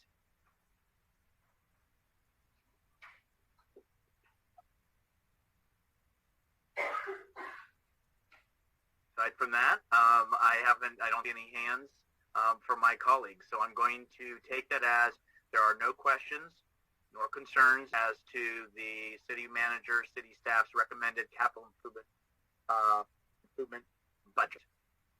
Okay. With that said, let's move on to the operational side. I'm going to begin, if it's okay. I think what we have to get down to, and I was trying to take notes as we were going through this, is really we're going to have some dialogue in regards to enhancements in the measure G, and I apologize. We had our speaker which was asking as far as the salaries that are being presented within the budget. Does that include salaries, or is that salaries and benefits, and then the acronym for what we know as the federal assistance? But if you could say what the acronym is on that.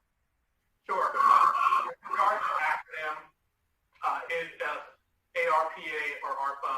It is the American Rescue Plan Act that was recently passed that is providing relief to all municipalities in the country due to revenue losses related to COVID-19.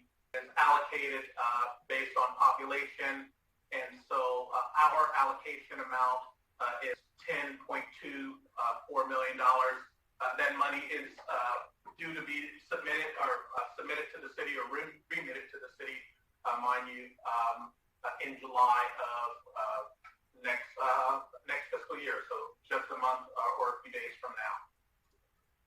And then the salaries. With regard to salaries, all of the salary figures that we have shown and talked about are fully loaded, meaning that they cover salary and benefit costs. Thank you. So on the Measure G, I think that's going to be something that we, as a council, we heard from city staff. Measure G committee has given recommendations. Of course, those are recommendations to this body. I will tell you what it comes down to, obviously, and you can correct me, is there's 4 positions: police officer, firefighter, fire inspector, economic development manager, also the $600,000 to contribute to public safety / park maintenance. I think those are the items of question. And I know we have this one-time monies, they are APRA, but at the same time, I'll tell you, based on the verbiage within the ballot measure, some of these positions, i.e. the fire inspector, the police officer, firefighter, in my mind, they do qualify. There can be a debate on whether staffing was intended or not intended, or how it is perceived or not perceived, and that is how people feel, and you can't change that. But I will tell you, for me personally, I am going to feel very strongly that somehow the police officer, the firefighter, the fire inspector, and I think we've all said the economic development manager is something that's critical. So I want to see those funded, period. I also want to recognize and articulate that police officer and firefighter positions are not enhancements. They're not new positions. Those are trying to restore to where we were, which I think it's critical for public safety in our community. That is one thing I'll tell you as mayor that makes me either stay up or sleep well at night, is to know that we have the men and women serving our community. And at this last budget session, where we had the departments asked to freeze positions, we've had departments across the board, but even in fire and police, that said, hey, we'll get through it. We're going to do our part. But the other concern I have, too, is at some points, there's vacations, there's maternity, there's injury, there's other elements that may have to, that occur. A strike team has to go out. And I think it's the home to us to make sure that we don't pull the rubber band so tight that it snaps one day. It's not fair to staff putting on all the overtime, the mandatories if necessary. So, I want to hear from my colleagues, but I will tell you, for me to go forward on this budget, it's going to have an opportunity and an answer as to how we move forward, because I think we've concurred on the economic development manager. It is a new role. And on the fire inspector, that also is a cost recovery. So whatever it costs, there are going to be monies that come back in by that task that is performed. And that is another critical necessity, I think, for keeping this community safe and keeping it proactive rather than responding to a fire that occurred because a store wasn't inspected or something went by, And so I just want to give my first comments, and then the last one is, again, it's the $600,000 also that the city manager brought up. I don't know how my colleagues want to take it. I see the vice mayor's hand is up, but I know the Measure G thing might be something we want to tackle. Maybe we could start tackling it side by side if that's okay. Vice Mayor Medina. Yes, thank you, Mr. Mayor. I think that's probably one of the easier ways to kind of get through this. My preference has always been to look at ARPA first when possible. Measure G, yes, is legally allowed to be withdrawn from. However, we also acknowledge, or my argument would be that it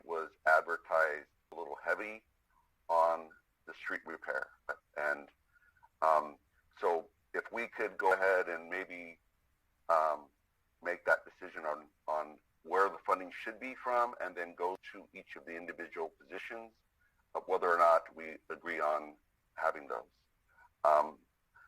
But before we go too much further, Mr. Mayor, there were some other questions that I have, but I'll reserve for now just to see how far we can get.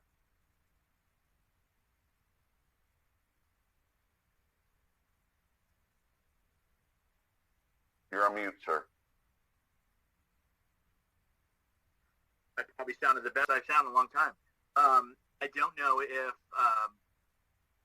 on the Measure G, if we want to, because two are restoring positions and two are actual new positions.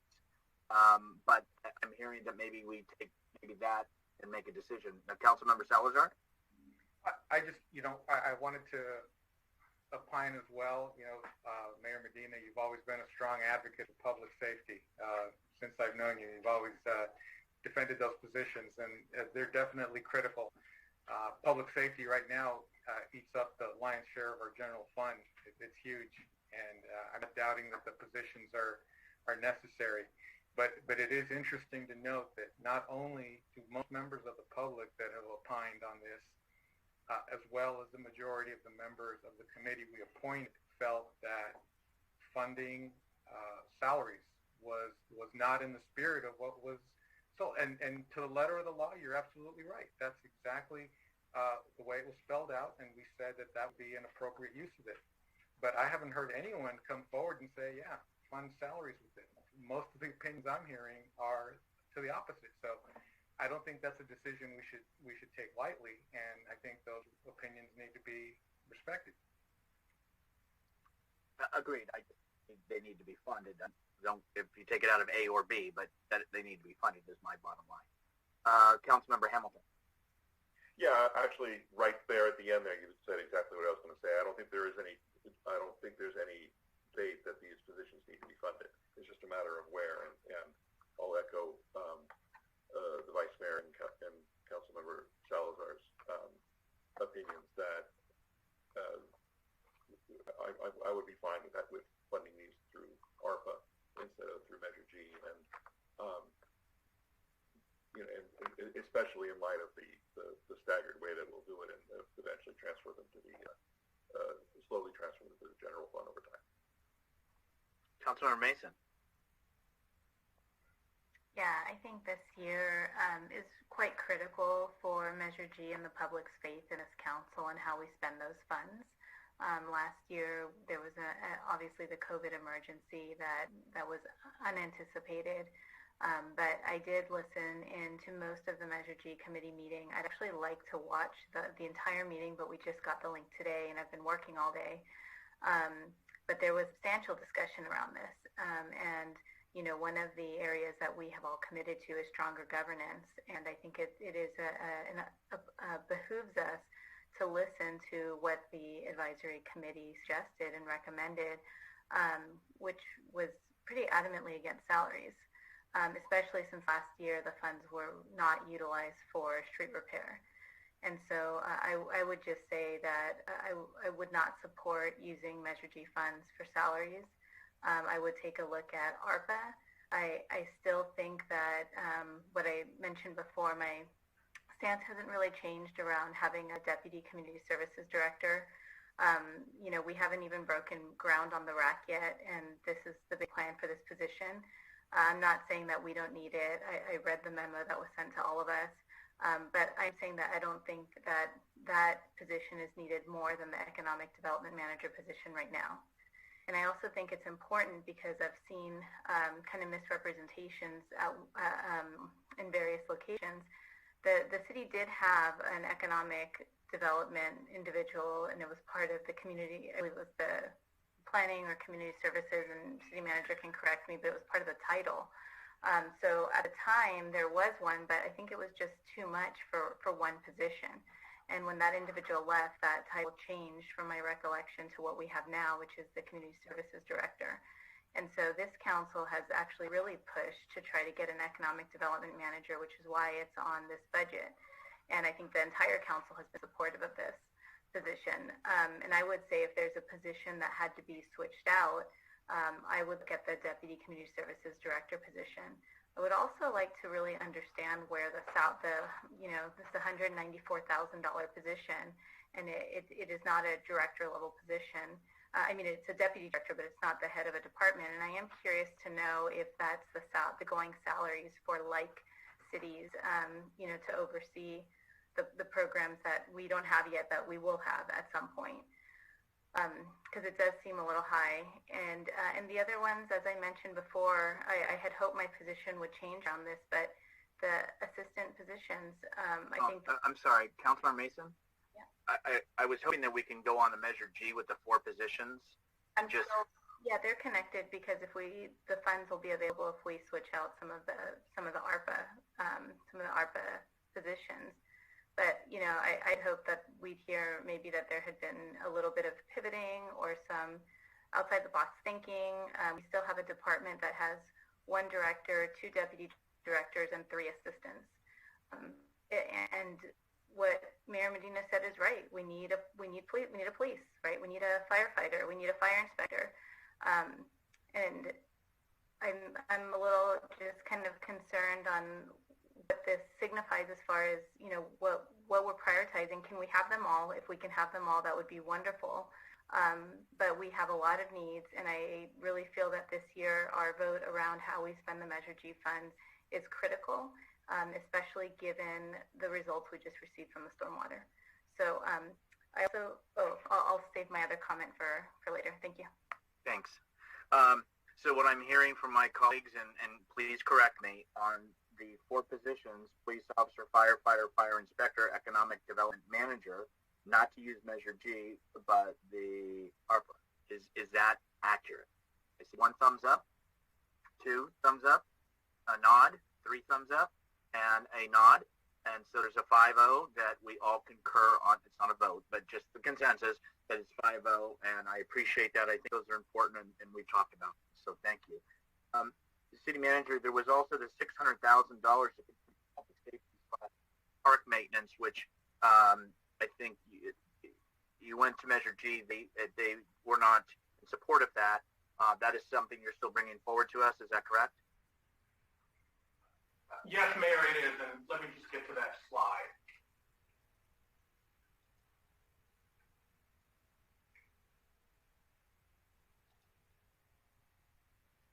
I believe I'm sharing my screen right now. You are. Yes. And so that was $600,000 to support the baseline general fund budget. And so the city council did articulate that they would like to see those funds allocated to specific services that align to the intent of Measure G, should they support that.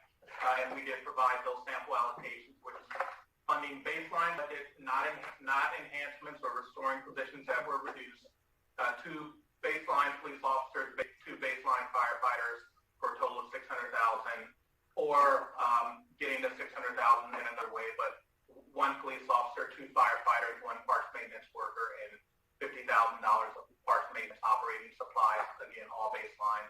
But just important to note that in the current proposed budget, due to COVID-19 and the immediacy of the revenue reductions from COVID-19, the committee supported and the council approved $2 million, and we have not been able to erase or essentially make back that full $2 million in the base revenues, but we have been able to reduce that amount by $1.4 million, and so reducing that to $600,000. Again, what the committee felt is that utilize other sources as much as possible, and there was a mention of ARPA. I would say to the council that with the decision to utilize ARPA for the $1 million of the stormwater deficit and the 4 positions, that you don't have $2 million left in, $600,000 left in ARPA to pull all of this from ARPA with the other enhancement requests should you approve those. And so you could potentially do $300,000, which would be essentially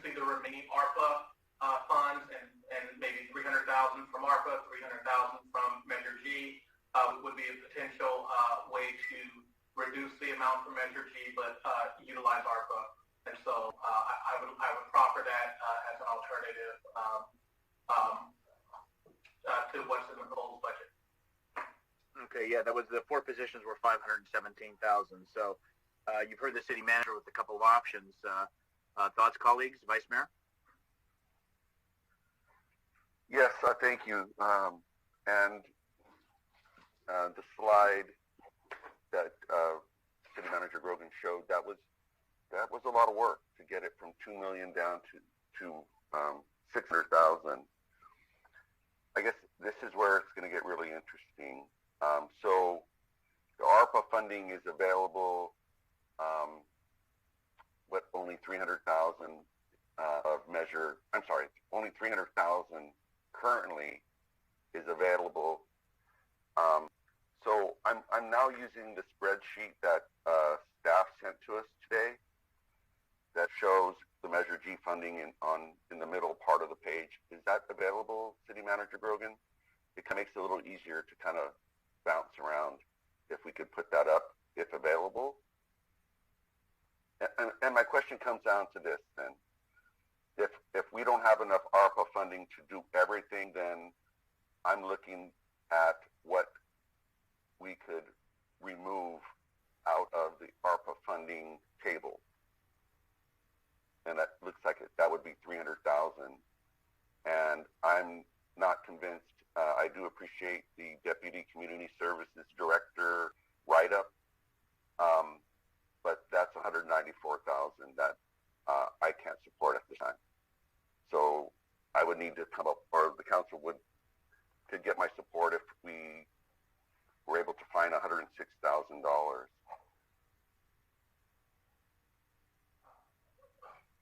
Through the mayor, can I just make one clarifying point? Yes, please.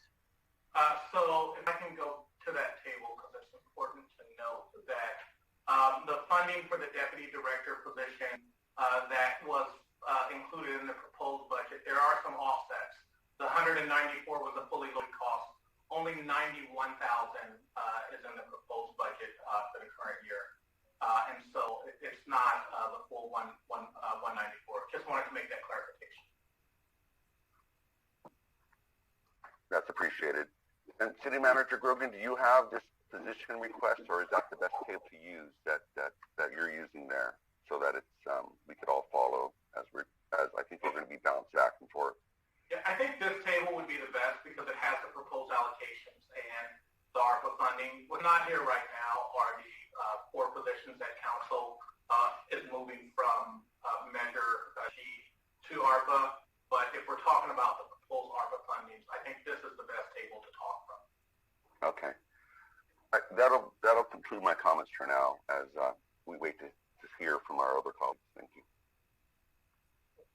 And again, as we hear next from Councilmember Salazar, City Manager gave an option of using the remainder of the ARPA of $300,000 to help offset the $600 to $300. So maybe you can also articulate whether you're okay with that. Councilmember Salazar. I was going to say that I really get nervous when we start making large-scale decisions from the dais without having a real opportunity to digest all of this.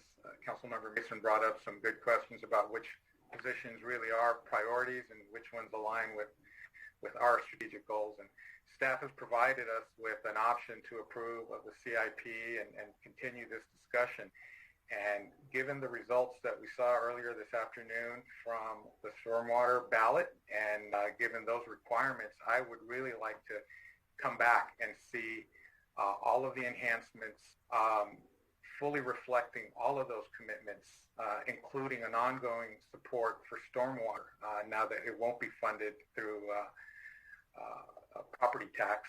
I want to see all those things sort of spelled out the way we've seen the migration from Measure G and ARPA to general fund. I want to see how that is going to play in because we have to do something with that. And it's not a one-time $1 million commitment. It's an ongoing, at least $1 million commitment going forward for stormwater.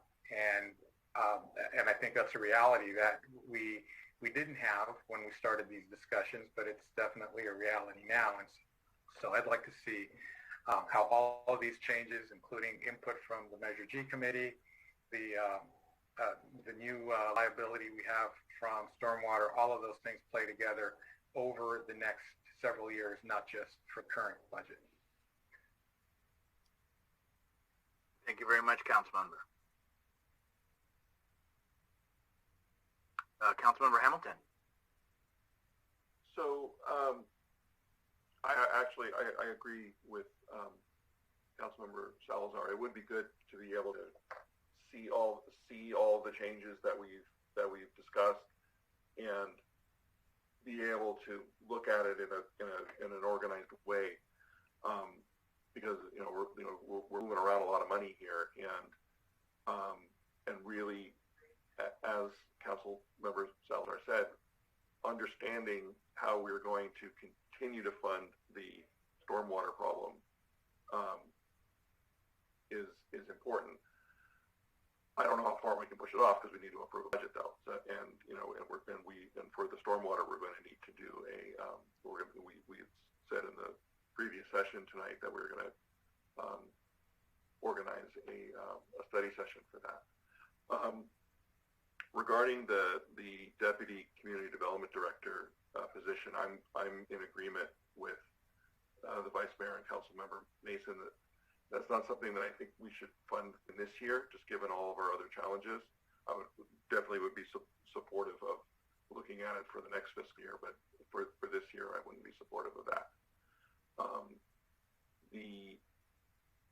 I do have a question about we haven't got to this topic yet, and if we need to push this topic off a little bit, but it's still part of the Measure G. The Oversight Committee did not recommend the $300,000 for the downtown streetscape plan, but I didn't hear. It was very, very clear their reasoning for not funding the other items, but I didn't hear the reasoning for that one, and I just like to understand. And I didn't get a chance to watch the recording there today, so I was wondering. And good point, Councilman. I can tell you what I've heard, but I'd rather hear it from our city manager, who was present and interacting with the committee. City manager. Sure. Absolutely, Councilmember Hamilton. There were two really articulated reasons from the committee for not supporting that item. One was it appeared to be $300,000, in their words, $300,000 to work toward implementing the downtown streetscape plan, which is a $10 million plan, without knowing exactly when we would have the funds to implement portions of that plan.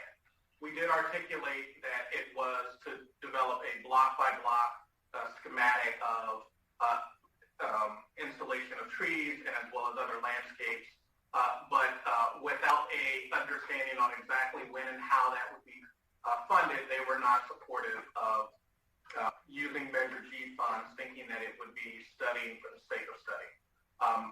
From a staff perspective, I know that we've had significant conversations with the council, and it was one of the city council's strategic initiatives to do what we can to move forward with it, some improvements to downtown, and starting with that plan was the recommended next appropriate step for staff. In addition, what the committee mentioned was, or I wouldn't say that this came from the entire committee, but there were questions raised about what contributions would there be from downtown, from businesses downtown, to help pay for portions of the streetscape plan. Would the city, or is the city considering a TBID, a business improvement district, or other funding mechanisms? And so we didn't really have the time to discuss all of those. With regard to another question that was raised by, I think, Councilmember Hamilton, Councilmember Salazar, I do want to pull up one slide because we did prepare some information for the City Council. And so this slide right here does present the decisions that you've made and actually allows you to understand what the full costs are. And so with the proposed ARPA funds adding in those 4 positions. We did do that work to say one of the decisions for the city council would be to add in those 4 positions. This is the dollar amount on that 4-year ramp down of 25%. And so of the $10 million, including those 4 positions, the amount is $8.8 million. And so there was $1.3 million left to fund the stormwater deficit, which the city council in the prior meeting decided to do. So we didn't adjust this between the 5:30 meeting and the 7:30 meeting, but the math has been done for you. And so you know that should you fund that $1 million from stormwater, you're looking at a residual amount of ARPA of $394,000. And so that's why I did say that you could potentially pull $300 from ARPA and another $300 from Measure G to make that $600 allocation that was originally going to come from all from Measure G. So I just wanted to point that out, that those numbers have been projected and done for you tonight. Okay, thank you. So going back to the streetscape one,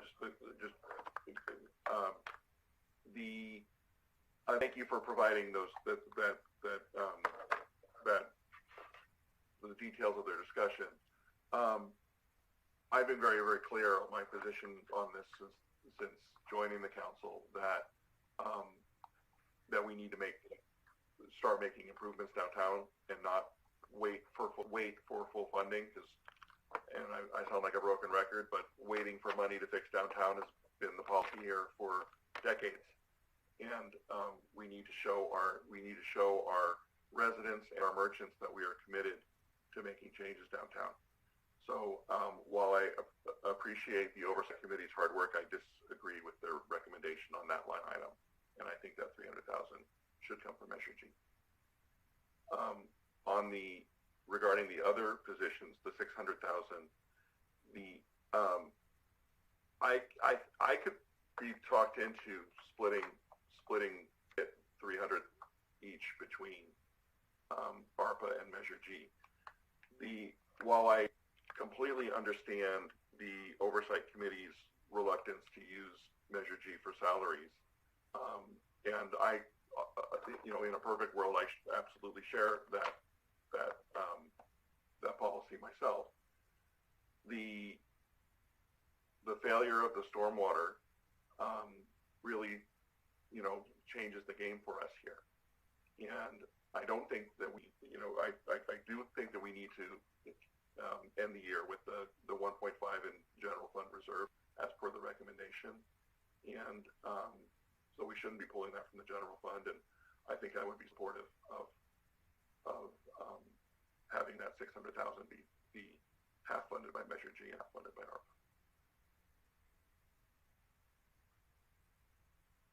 We're on the $600,000 that was put forward. You've heard Councilmember Hamilton, 300 and 300. He also made a comment on the downtown, but on the 600 specifically, splitting at 300 and 300. Based on council comments as well, may I say, it sounds like 91,000 plus. Let's just round it down, right? 91,000 for the Deputy Community Services Director. If that's not going to be utilized, that could also be put in to defray it even more, right? So it doesn't have to be 300 and 300. It could be 200 and change. And so anyway, just because I've already heard that articulated. So other thoughts from my colleagues on the 600,000 or Measure G items? Councilmember Mason. I would just say, for me, I'd like to, I do agree with Councilmember Salazar that I would support continuing the item because I would like to hear what the Measure G committee said specifically around these funds, the $600,000. And then I would just comment that I did listen to the $300,000. I do think we should try to take that out of our general fund. I don't believe that was the spirit, at least at this time, of Measure G. And again, given that funds were not spent last year on street repair, I really think that needs to be our focus this year. I think our residents want to see the change, and I feel like there's a way that we can find those funds in the general fund and still meet our commitment to both downtown and to Measure G and the street repair.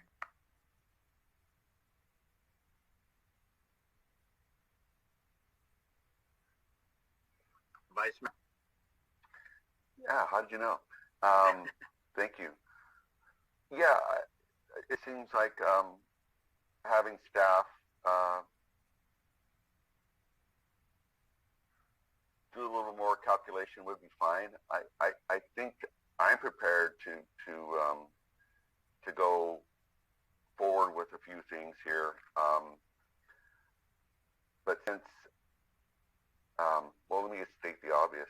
I'm in support of doing something downtown. I think it's very, very clear that our community does support that. The San Bruno Community Foundation did have a survey, and downtown was like one of the, if not the first or second, I can't recall where it was, but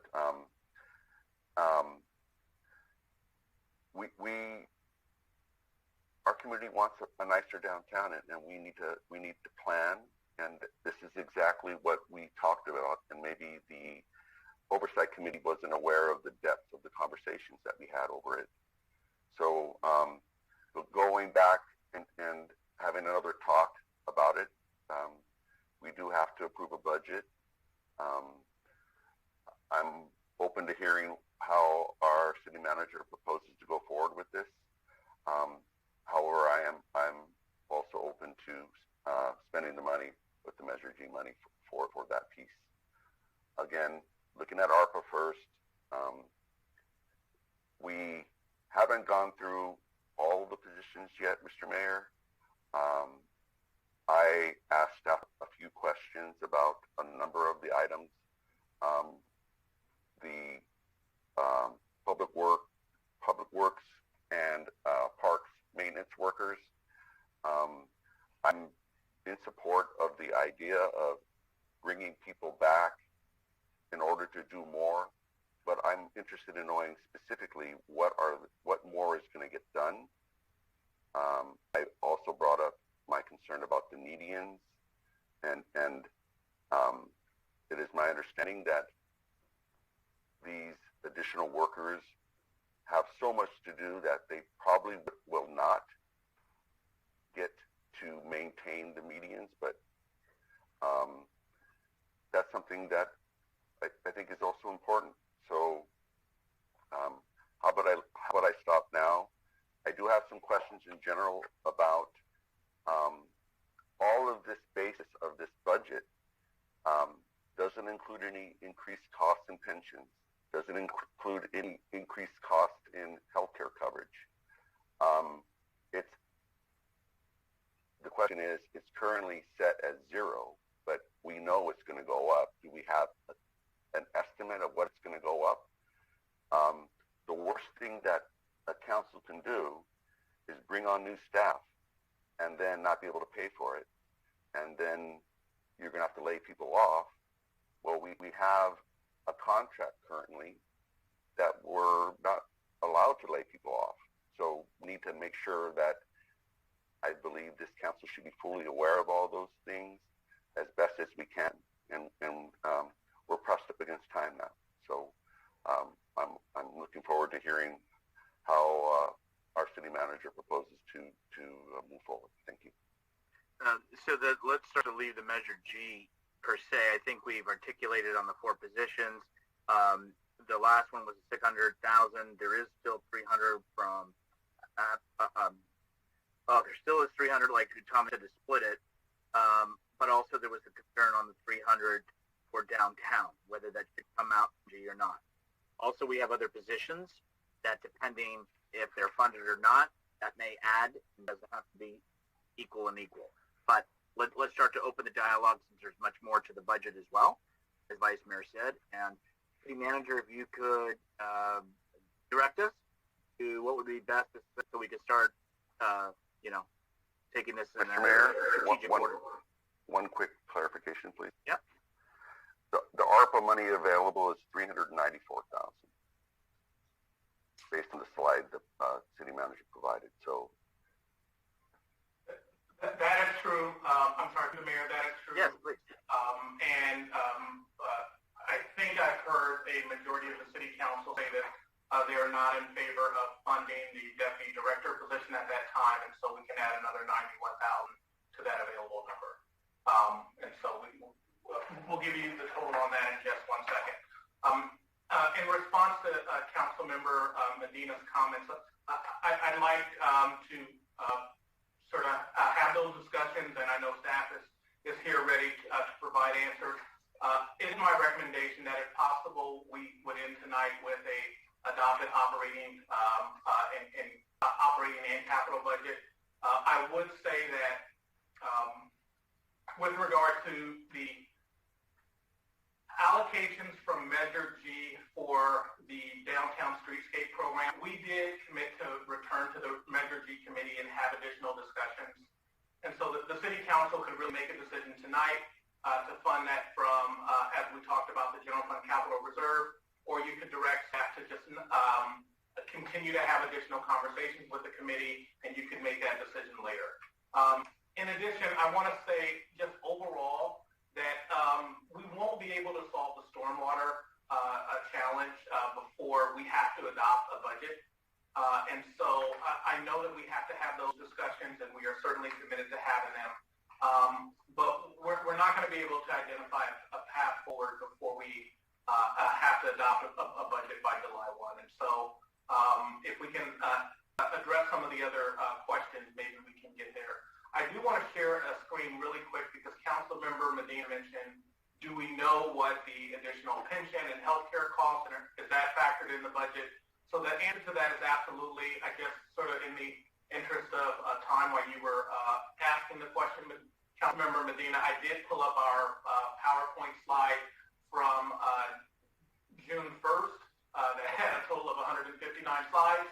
But a few of the slides we did go through were the additional pension costs that are included in the proposed budget. And so there is a guess included an increase of $43,000 in additional pension costs. There is an additional $1.1 million of the unfunded actuarial liability. And with regard to health costs, we did include, based on knowing what the rates will be for the coming fiscal year, projecting out what the rates will be for we know what the rates will be definitely for the last 6 months of the calendar year, which are the first 6 months of the fiscal year. With regard to the second 6 months of the fiscal year, we always make projections. And so we have projected an increased cost of our health and insurance costs of $370,000 that's included in the budget. And all of our projections that go forward include factors for increased pension costs, because we know that based on this table in our actuarial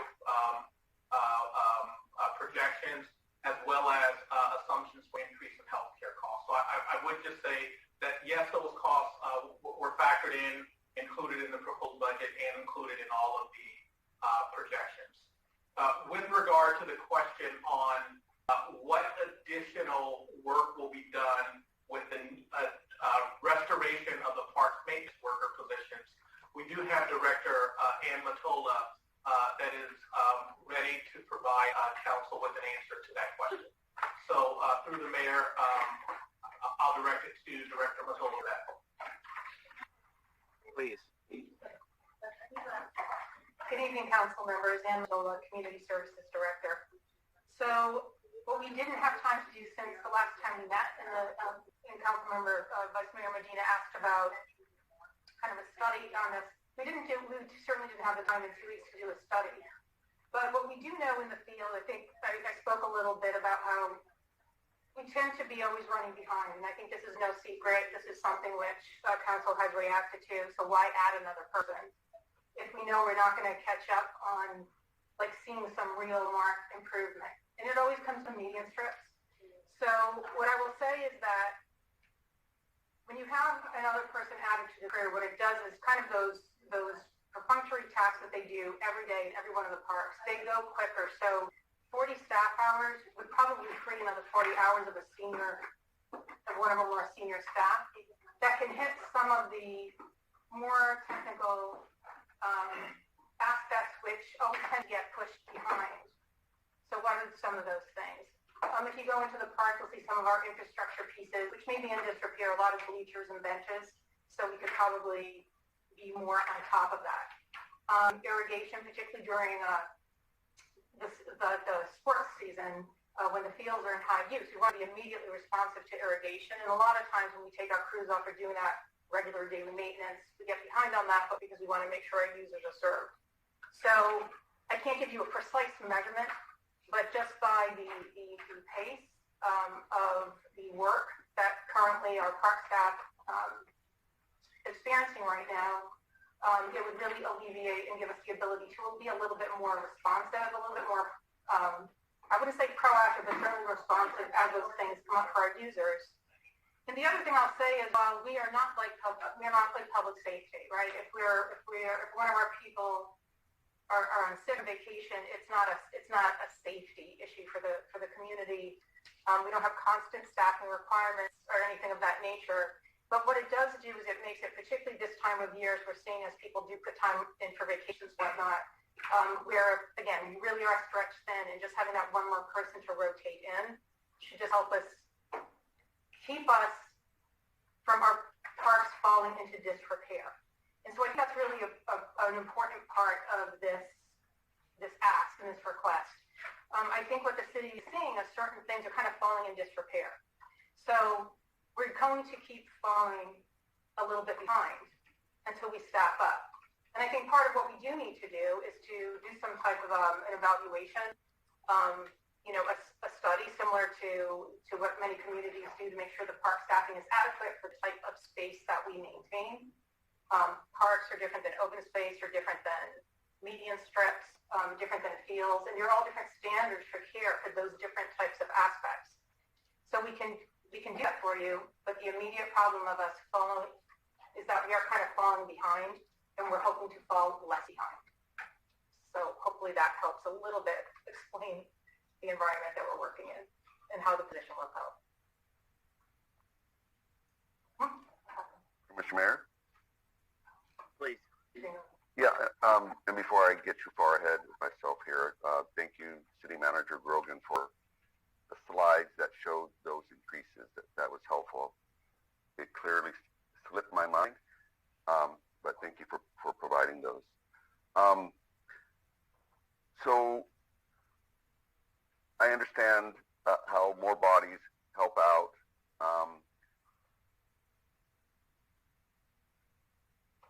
I didn't have much working experience in the parks, being that I was in public works. So has apparently the usage of summertime help. Can you talk a little bit about that and how that could possibly also be used to allow some additional rotating in to cover some of the absences that you were talking about? Is it that we didn't do as much summertime help due to COVID, or what is the current policy and practice? Sure. So seasonally and I think you are referring to the seasonal help that we hire in during the PQ season. So we do hire additional staff. I can tell you hiring part-time staff has been extremely challenging. We've had a recruitment open for probably 2 months.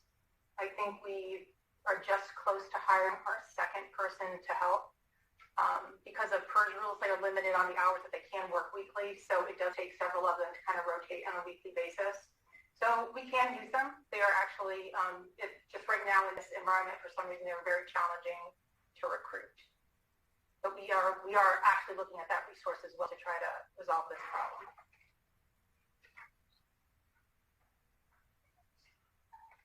That's definitely helpful, and it's understandable that the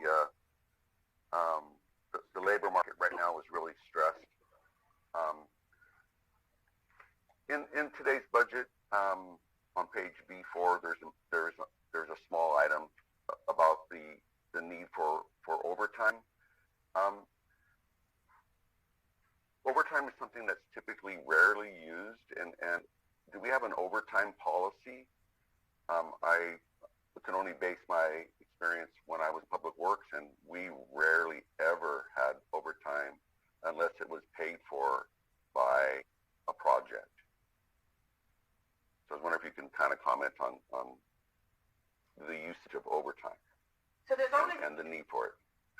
There's always a baseline amount of overtime for a couple of reasons.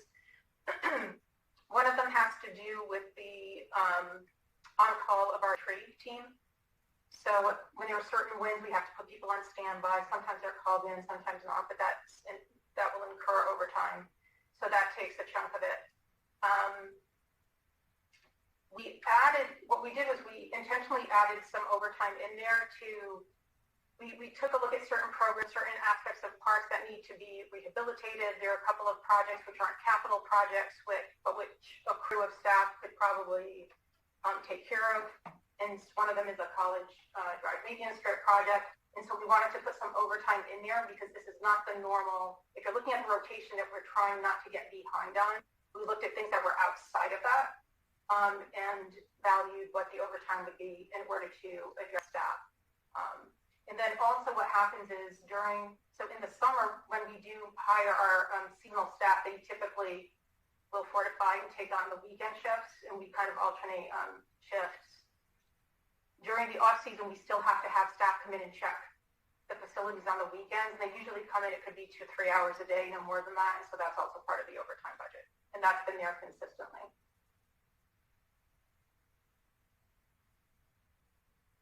Final question, and maybe this is probably going to be streets, so I'll hold off on that. So my parks questions are finished. Okay.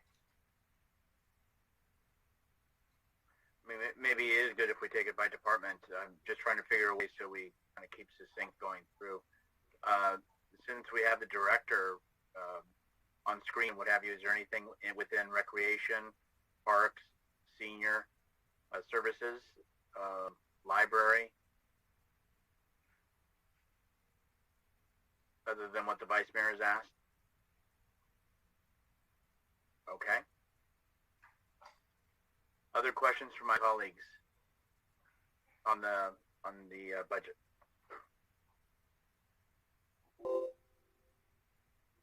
Councilmember Salazar, please. Okay, not a question per se, Mr. Mayor, but I understand the city manager and his team's desire to approve a budget, and I agree. I share that interest in doing that. And one path forward I would propose is that if there are still some questions on the improvements and how some of those things would be funded, I would be in favor of approving the budget without the enhancements and the CIP, so that we could move forward, have that budget approved, and then come back to look at the enhancements at a subsequent meeting where we could perhaps spend more time on some of the detailed things.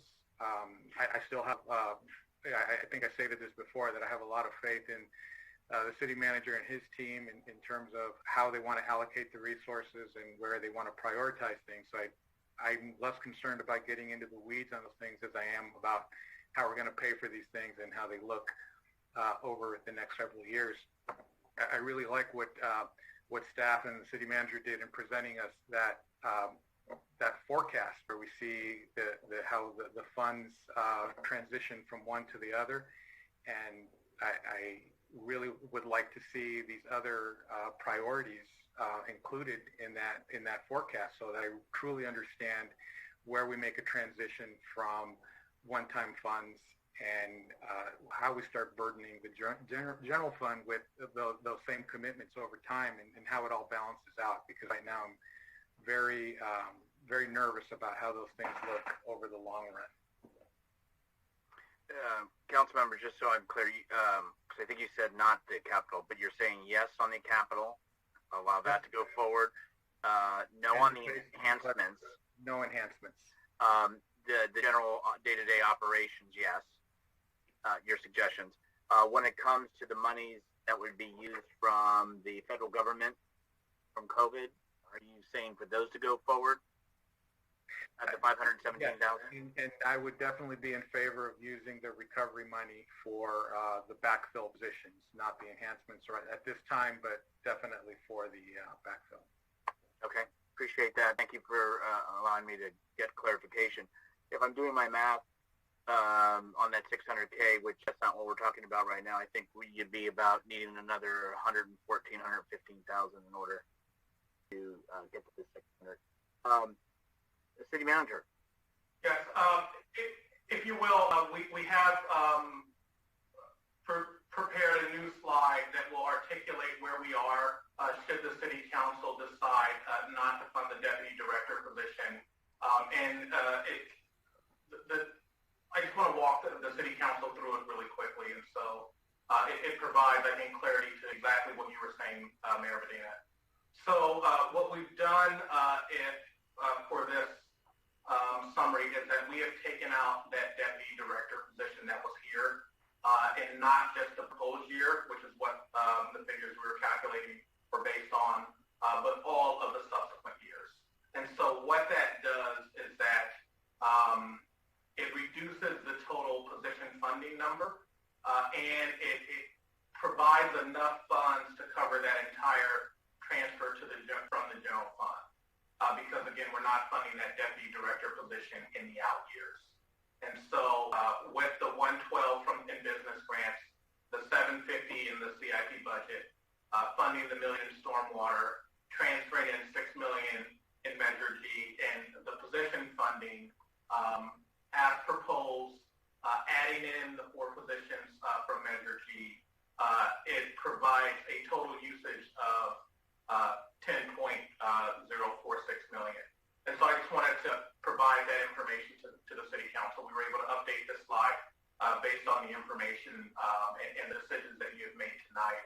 I wanted to show you that you do have the ability to transfer in to the general fund $600,000.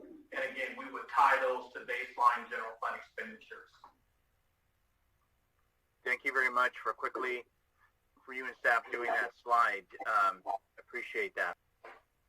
Does Councilmember Salazar? Thank you, sir. So that is an interesting approach, but I believe staff had made a pretty compelling reason to fund that position at some point. And with the rec center coming online in that time frame, we're going to have to pay for it somehow in some of those outlying years. So again, we may solve the problem today, but we're creating another problem for tomorrow, and so on. And that's where I get stuck on this, is that we can't make those commitments without thinking about what's going to happen, because we know we're going to need that position. So yes, we can defer it, but that bottom line number today is not what we'll be facing when we do this again next year.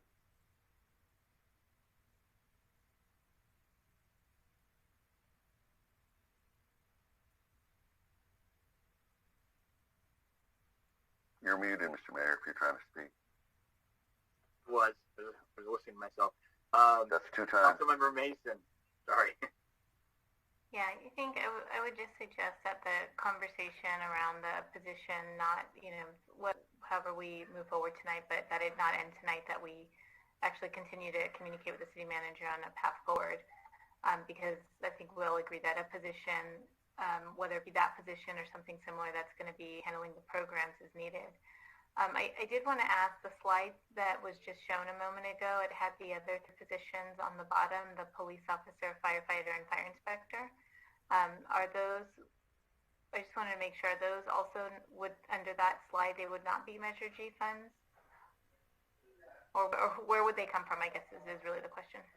They would come from ARPA, the ARPA funds. So they are included in the ARPA positions.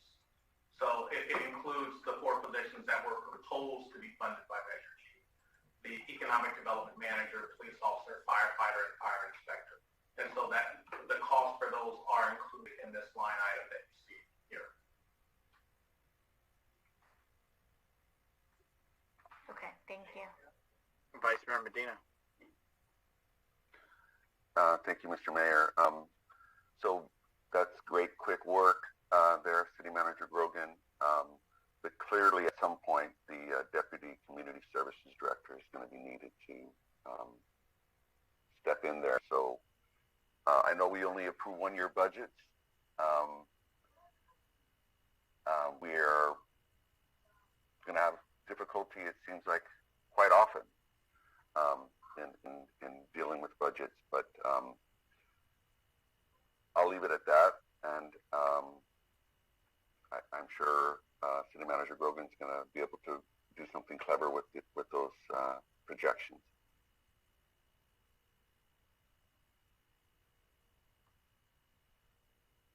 Okay, so far there has been a suggestion that's brought forward, which is to approve the capital, to approve the day-to-day operating budget, to approve all funding from the ARPA funds. This is a suggestion from Councilmember Salazar.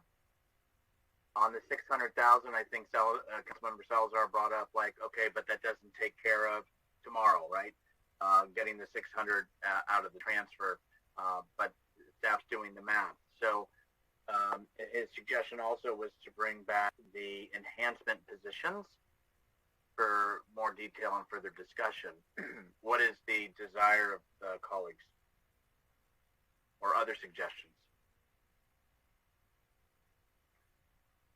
I can get a second. I will make a motion to move my proposal forward and just fund the baseline budget with the CIP and the use of the ARPA funds. Was there a Mr. second Mayor? to that? I'm sorry. Is there a second to the motion? Okay. I'll second it. Close. But I just wanted to. Okay. But for clarification to the motion maker, is that also to bring back? It was also to bring back the enhancement positions, right? Correct. That is correct. All right. Is there any discussion on that or an amendment to the motion? Mr. Mayor? Vice Mayor? I'd be interested in hearing where our city manager could respond to, like, how of going forward in this direction.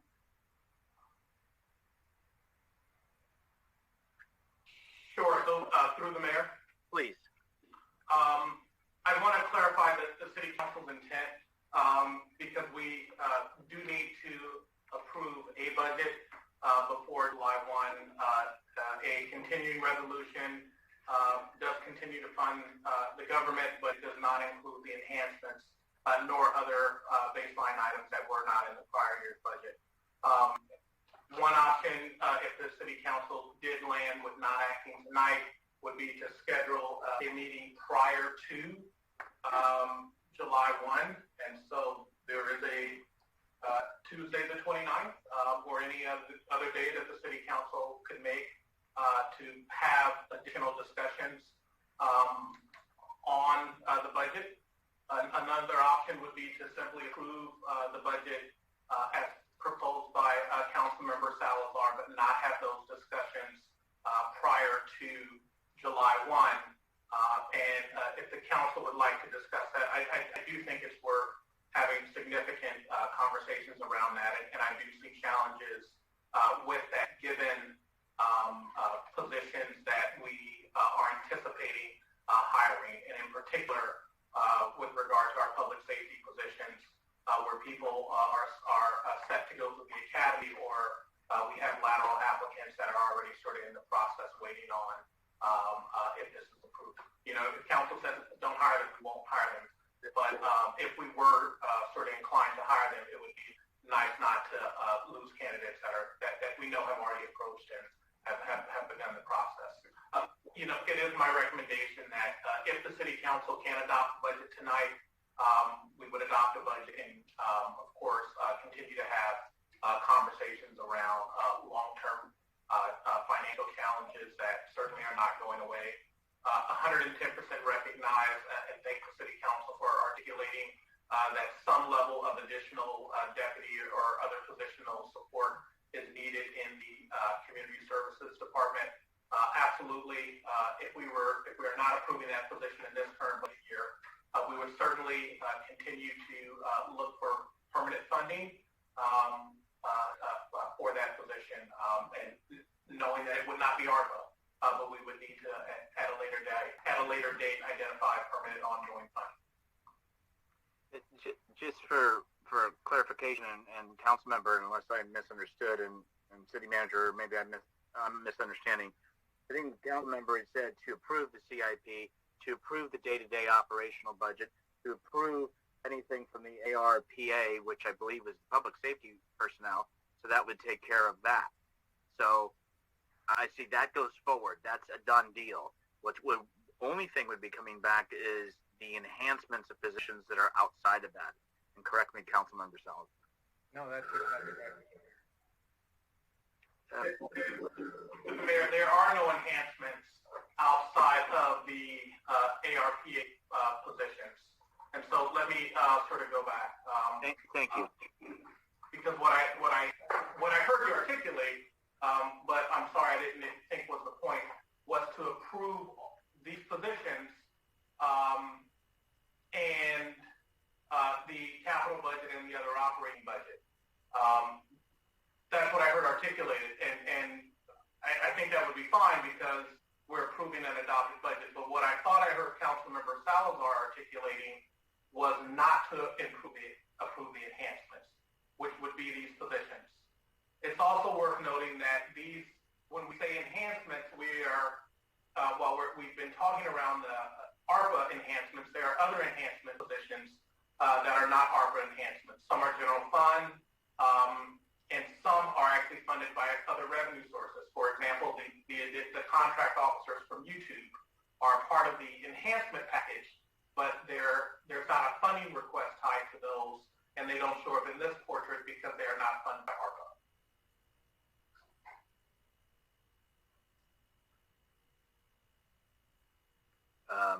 First the Vice Mayor, then Councilmember Salazar.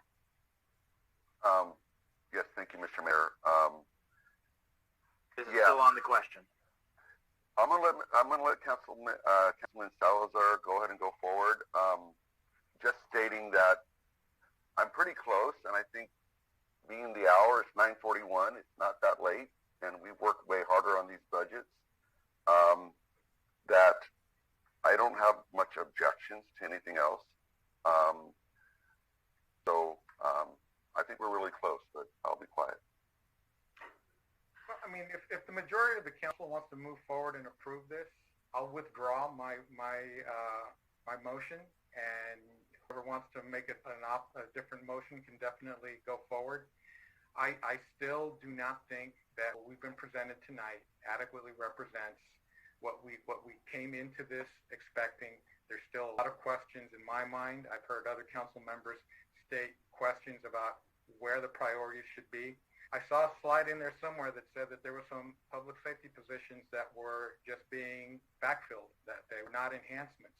So there's my confusion around what is an enhancement, what is not an enhancement, what's new, what's not new, what was there before and just frozen versus, so I still have a lot of questions, and so I am not comfortable approving it, but if the majority wants to move forward, then I withdraw my motion. Councilmember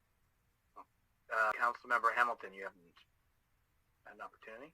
So I agree that I think we are close, and I don't know how much value we would get by pushing it off for another week. If it makes it easier, try to get one of the other questions off of the table. Earlier, I had brought up the streetscape plan, and the city manager suggested that we fund that.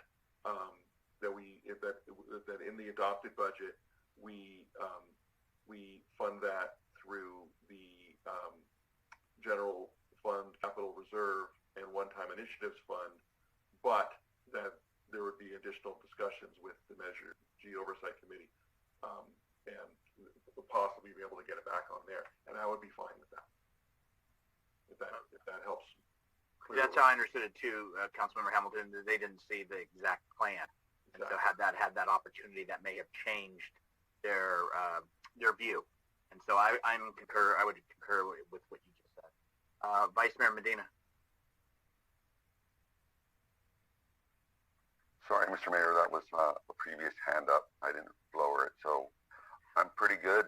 I'm sorry. But since you did call on me, I mean, a lot of of the enhancements are in IT, replacing switches and all these things that we know need to be done. I'm looking at page B5, net impact of the fund, 105,000 more or less, and we need all those, and I have no objection to any of those, but let's see how we can get around a consensus. That would be pretty nice. Well, no, I don't think anybody's too far off. I think where Councilmember Salazar and I get it. It's always great to get a budget done. There's nothing wrong with that. I'm saying we are almost there. It's about long term. It's about looking down that. It's okay. Well, we're not going to do it this time, but then we take it out. So there's just a lot of variables, and I think this $1 million that we had to backfill. These are one-time monies. They're eventually going to be gone. What's the long-term plan? Yes. Staff can come back. And I think that's where the council member was having that concern, is in looking at it holistically, globally, really in the big term. Councilmember Mason. Sorry. So I think that I agree actually with everything everybody has said. There was a new hire report, a vacancy list sent to us in response to a question raised in our last meeting, if that helps at all with one of the questions. I do think that the question around, when I look at this list, I know that all these departments need these positions, and I feel comfortable knowing that the Mr. G funds have been moved under ARPA, and thank you, City Manager. I don't think that was a surprise. This has been discussed before as a concern and raised by the committee, but I do think what would be interesting to know, I don't have to know it tonight, but is when you mentioned that there are people that are maybe moving laterally within the different departments, does that mean that that's freeing up funds from the position that they need to be moving out of? And so I am just trying to figure out how we're going to be able, because what I don't want is to hire a bunch of people just to not be able to keep them in a year. But I think at least two positions I believe are positions within the agency with existing employees. And so I'm not sure how many of those there may be. I'm not sure what the process is. And again, I'm not sure that we even need to get into that level of detail tonight. I am comfortable with the move from the Measure G committee Measure G to ARPA. And I think the question I have remaining is around that $300,000 and whether do we need consensus on that to move that from Measure G to come from the general fund? Well, I'm going to have the city manager respond, and I know Councilmember Hamilton, which I concurred with on how he stated, which is there, but to go back to Measure G, which the city manager had stated, because they did not have that opportunity, their concern was, what's the plan? You're asking for money, but what's the plan? We don't write a check without a plan. That's how my understanding. Right, and I think I'm asking for something different, which is, can we go ahead and take it out of the general fund? Because let's be honest, the downtown streetscape plan is $20 million, so that conversation can still go back to the committee. And it was ranked number 1 in the last meeting that I attended with the San Bruno Foundation. So who knows if there's going to be money invested as well from the foundation. But I do think for purposes of moving this forward, that would be a helpful answer if possible. City manager. Sure. I think I can address both of those. Councilmember Mason, with regard to my statement about a lateral hire, I understand your articulation. The way you articulated it, it was a lateral hire going from one department of the city to another department of the city. I'm sorry, that's not how I meant it. How I meant it is we're in the process of actually hiring lateral police officers. And so it's not that we're putting someone new through the academy, but someone transferring lateral from another department. And those are, for our police officers, we have open and continuous recruitment given the turnover and periodic vacancies. And so when you get a lateral, it's oftentimes you want to be able to have that position to say yes, or else they'll go to another agency. That's what I meant with regard to that. With regard to your other questions, I do want to bring up a slide. And let's just begin this really quickly. Slideshow from the beginning. And so with regard to the decisions we were talking stormwater deficit, the 4 positions that were proposed to be funded by Measure B, the $600,000 transfer, and the $300,000. And I think we've almost addressed all of those. And so let's go through this. What I asked staff to do in the magic of Zoom, they were able to do it, because Councilmember Salazar asked which of these positions are restorations and which of these are new. And so we were able to highlight in blue the positions that are new. And so that is the, and many of them were asterisks already. So that is the IT associate. We talked about that. That is a new IT associate to support our police and fire infrastructure. Will be shared jointly. The long-range advanced senior planner, as the city council knows, we do not have a long-range advanced senior planner, and so there's been many of efforts to have that position so that our plans and our advanced planning work can actually occur, and we're not solely relying on updating plans by contractors. There's a senior planner, 75% will be funded by developer reimbursements, 25% by the city, the economic development manager that we, of course, talked a lot about, and then the fire inspector, which is that new fire inspector to help run the city's citywide wildfire mitigation and prevention plan, and everything that we talked about with that. It's the Crestmore Canyon work. It's the citywide work addressing our areas city property that we need to do fire mitigation and landscape clearing, as well as working with other agencies in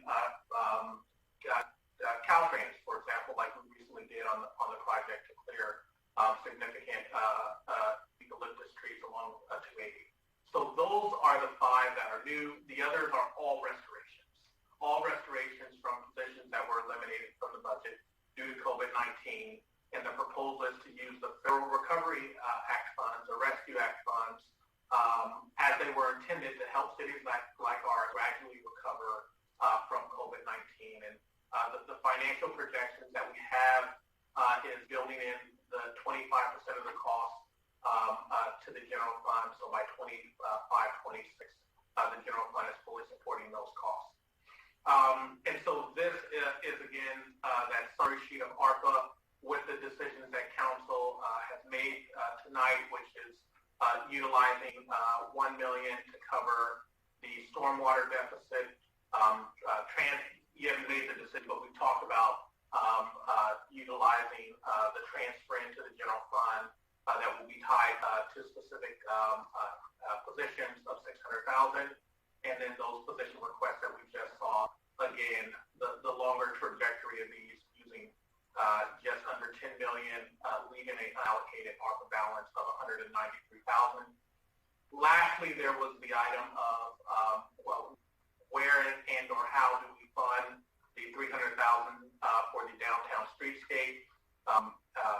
We proposed Measure G. We know that the committee did not support that. Council has talked about going back and further articulating when we go back to Measure G about the rationale behind that recommendation. But you've also talked about in order for this work to proceed forward, as it is a strategic initiative, utilizing other funds that we have and what staff recommended or offered as an alternative is using $300,000 in our general fund capital reserve and one-time initiatives fund that has a net balance of $5 million when you include the funding for the RAC. And so should council want to adopt a budget with these changes, as well as identifying one of these 2 sources, I think that would comprise the decisions that you talked about, or the items that you talked about, and allow council to adopt a budget tonight, should you so desire. Councilmember Mason. Yeah, you used the term that I'm not very familiar with. Can you go back to what exactly does restoration mean? Absolutely. So restoration means positions that were funded and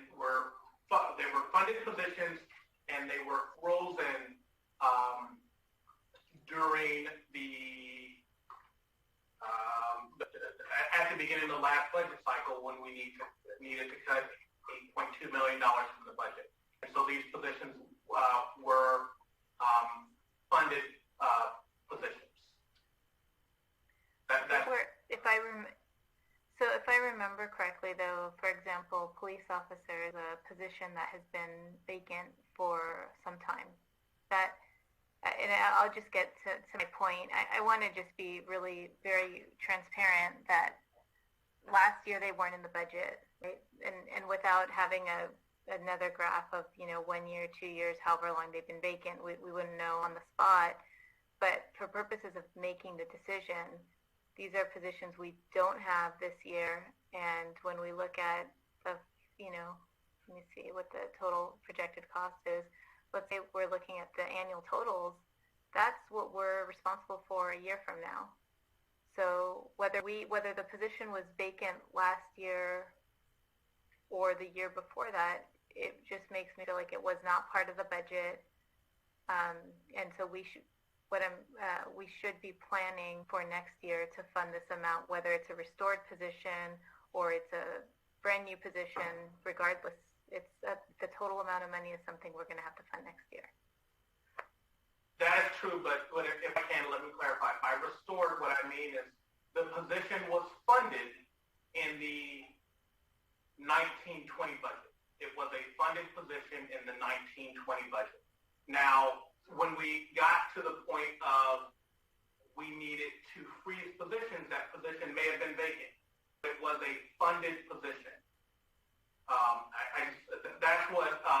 That is certainly true for the police officer, firefighter, and our associate.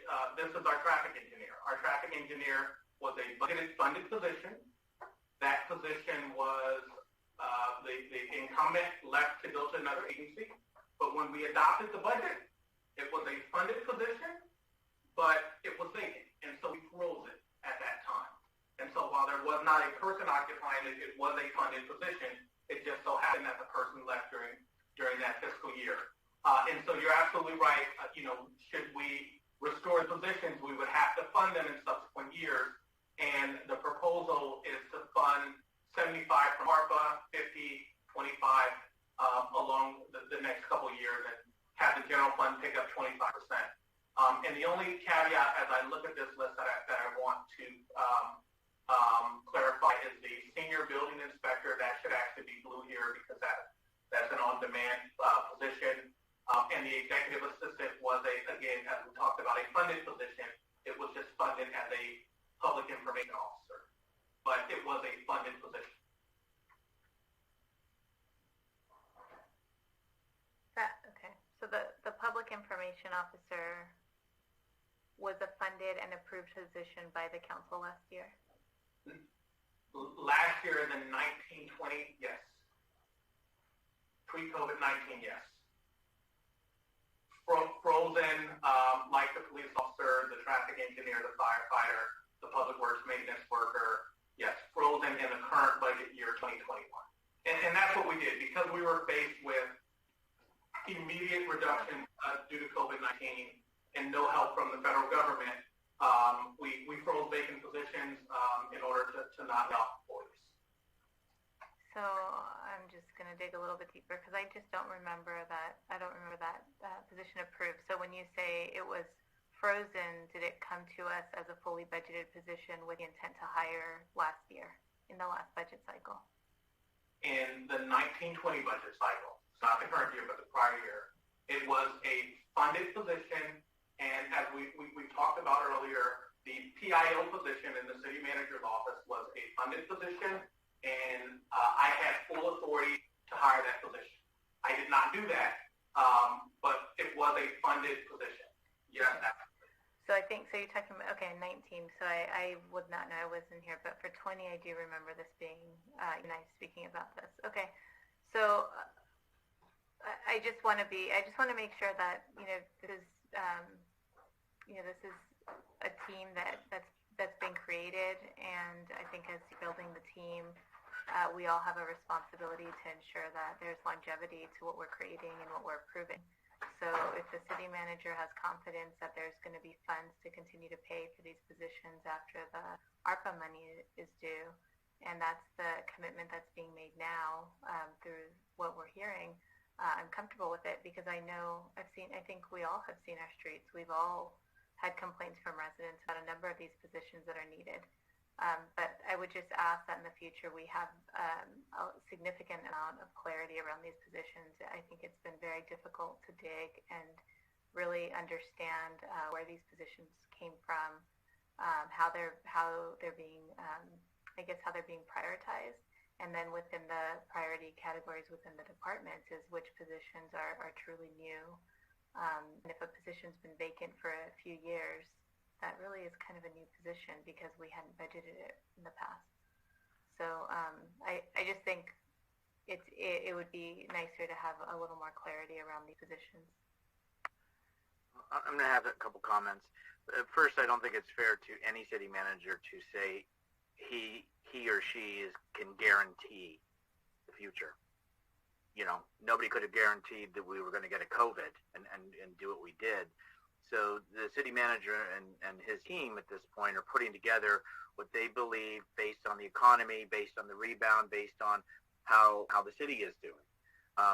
When you have a position that's been funded, like the communications person, that has been funded and on the books, and there's monies allocated for that. Because it's vacant doesn't make it a new position, because we didn't get rid of it and bring it back. It just wasn't filled. Therefore, those monies weren't used, and those monies were used to balance the budget. So it's not new. It's restored. It was defunded, then it's refunded, or however the terms. But I don't know. You know, the city manager and his team brings forward to us their best knowledge and thoughts and profession at this time. But I couldn't put it on his or his team's shoulder to say you've got a guarantee, because the future is uncertain. And that's why we have amendments to the budget that come back for us to make adjustments if and when needed. So anyway, Councilmember Salazar. Thank you, sir. I agree with you that I realize staff doesn't have a crystal ball, but I do feel, again, I don't want to sound like a broken record, the things we do know about, we need to reflect. And I agree with Councilmember Mason that this is not immediately transparent.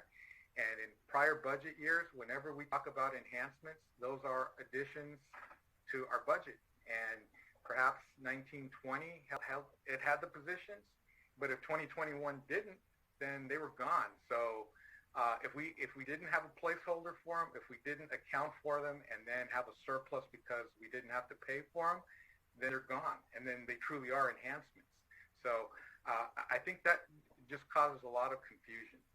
And you know, I kind of came into this conversation thinking there were some positions that were actually held there and we were just allocating funds because they were still in the budget. Now I'm hearing they got pulled after last year and now they're coming back. So that's different. Then they truly are enhancements. And so I think, you know, again, a lot of confusion around that, and that's why I'm really not comfortable moving forward with this.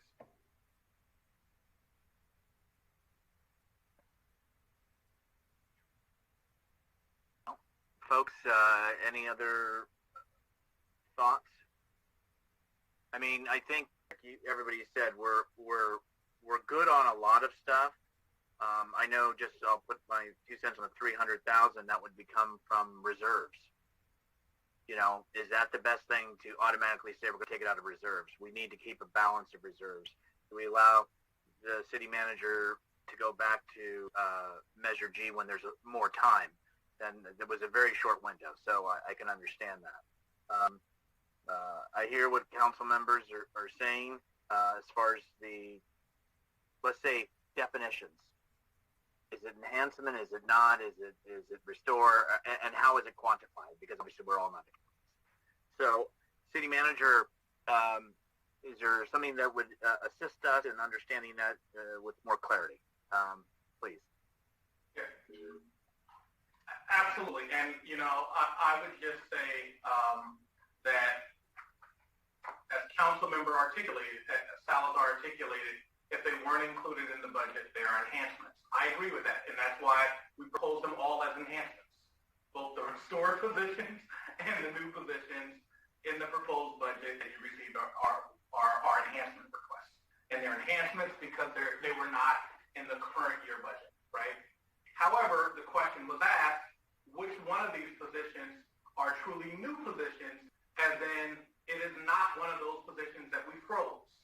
And that's what we were providing clarity on, is that we know that in order to avoid layoffs and to balance our budget, we froze a number of positions. And we had that discussion last year. We were freezing the positions, not eliminating the positions. We were literally not saying to the police department, you have X fewer police officers as a authorized head count. We were saying your head count stays the same. However, in this year, we are only funding this many positions. And so there is a terminology, and I understand that we've been sort of tripping over that. I will commit to, in the future, we will provide a definition document of what do we mean by restored, what do we mean by a new position, frozen position, a vacant position. I also think that it's worth, at a later time frame, not when we're at budget time, talking a little bit more about how the personnel budget works, and a vacant position is still a funded position and things like that.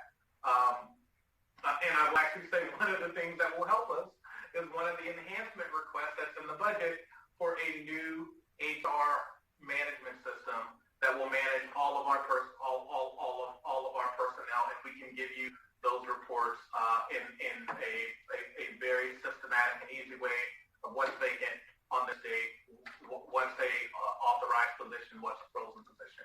And so I'll just say I actually agree that they're all enhancement requests, and that's how they were all articulated. I do think if I could support the city council, I'll bring back up this document because we did talk about four items, and I did hear from a number of the council that you're close, and so again, based on where you've landed, it was as far as the ARPA funding, this is the total. That does not include the Deputy Director of Community Services, but it does include those 4 positions from Measure G, and utilizing $600,000 to support baseline general fund services, so no longer taking that from Measure G. And the only remaining Measure G item that would not be covered is the $300,000 for the downtown streetscape. I think the city council can decide to allocate from Measure G, pull from reserves, or a third item, which is to not take any action, and we will go back and further articulate to the Measure G committee the background on this item, and then at a later date, because this is not sort of time sensitive in a 1-month, 2-month thing, we can come back to the city council after having additional conversations with the committee. Thank you, City Manager, very much. Maybe you can leave that on the screen if you don't mind just for a minute. Can I go around with my colleagues and just say there's options 1, 2, and 3 as far as the $300,000, so at least we can answer that and give part of our direction on that within our budget. So there were 3 options that the manager articulated on the $300,000. That was to take it out of Measure G, 1, 2, take it out of reserves. 3 was to allow staff to go back and articulate further with Measure G. Mr. Hamilton? Since I brought it up, I'm happy to go first. I'm fine with taking no action on that tonight and going back to the committee. I'm partial to just using Measure G, but I'm also respectful of the committee and would want them to weigh in on it with having full information. And I'll go next. I concur with that statement. I concur. Okay, good enough. Mr. Salazar, and then Mr. Medina. Yeah, I would just add that I think that if I'm hoping that the city manager could shed some light on that, and they would agree that it's an appropriate use. Okay, so, and I'm sorry, Mr. Salazar, were you good with option 3? I was concurring with okay. the first 2, you and Mr. Hamilton. Thank you. Councilmember Mason?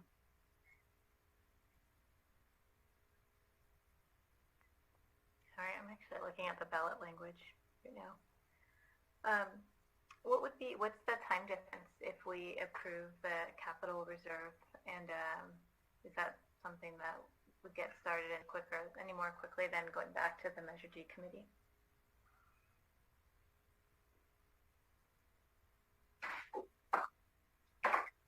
So I believe the question was, is there a timing issue with regard to if the city council does not appropriate a funding source for the $300,000?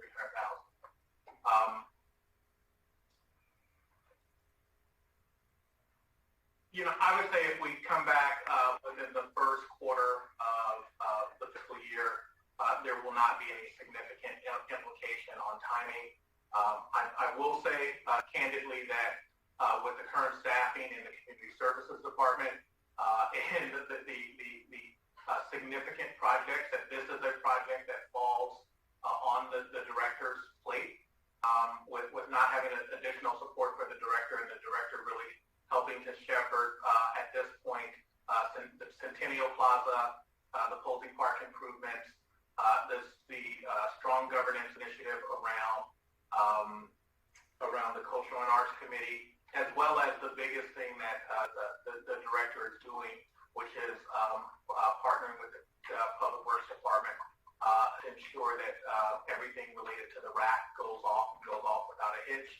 That this project actually is somewhat on the back burner for the next few months, and that doesn't sort of address the other duties of the director as articulated in the memo.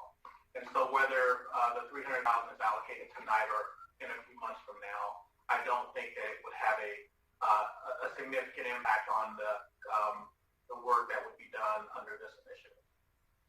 Thank you, City Manager. So I think just for I guess we've gone around, but I still think that for this year, again, since we didn't use the funds last year for the street repair, I'm not opposed to having the conversation with around Measure G and how they can be allotted with the committee. But I do think for this year, I would be okay with the use of the General Fund Capital Reserve and one-time initiative funds to move this forward and to ensure that the Measure G funds are really focused on what was advertised. Thank you. Okay, well, I can see that we have a 5-0 not to use Measure G funds, and I am seeing a 1 for the capital reserve, and I'm hearing 4 to have staff go back to the Measure G committee. Am I incorrect in my assessment? Okay, City Manager, you have your direction on that item. So noted. Thank you. All right, folks, we're still back to the budget. I think we've cleared up everything on Measure G. We've cleared up everything on ARPA. Granted, some confusion and definitions, and managers already addressed those. City Manager, what do you see that we have left? So I think based on this document up here and the council's discussions, if the majority of the council is supportive of the allocation of ARPA as proposed on the screen with amended budget, I think we have enough to adopt the operating budget subject to these changes for ARPA, which is including the 4 positions that were to be funded from Measure G, funded through ARPA, including the transfer of $600K funded through ARPA, the stormwater of $1 million funded through ARPA, and removing the deputy director position. With that, I think that if there's majority support for that, then that is the operating budget. And I'm saying that because I haven't heard any other discussions, and I know we've had sort of 4+ meetings on the other items on the budget. But the real open items are the ARPA items. Vice Mayor Medina. Yes, thank you. I'm glad we're through all of that. I have a few questions on the street maintenance workers. I sent them into the city manager, kind of like the same idea with the parks workers. What will these workers be doing? And adding in, is any additional time going to be spent on keeping downtown a little cleaner?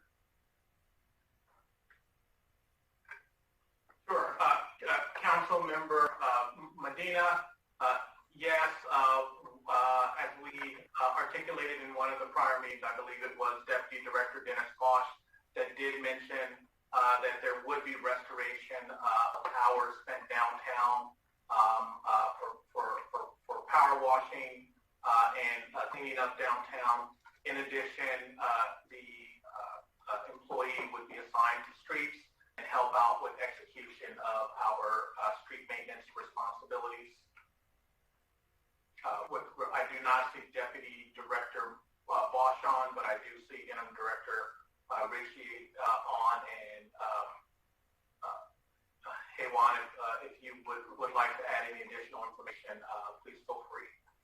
Looks like she is being brought into the room.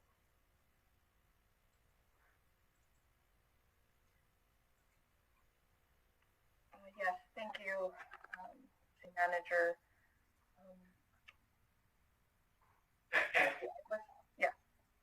While Haywan is gathering her thoughts, I do want to mention that in prior years, this position had supported our abandoned waste or illegal dumping pickup.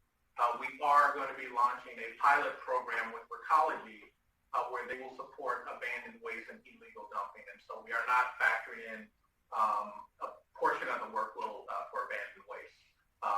As was defined before, which is staff would field tickets from SB Response. That work will be done by Recology. Staff will have to do some of the larger cleanups, but that work will no longer be there.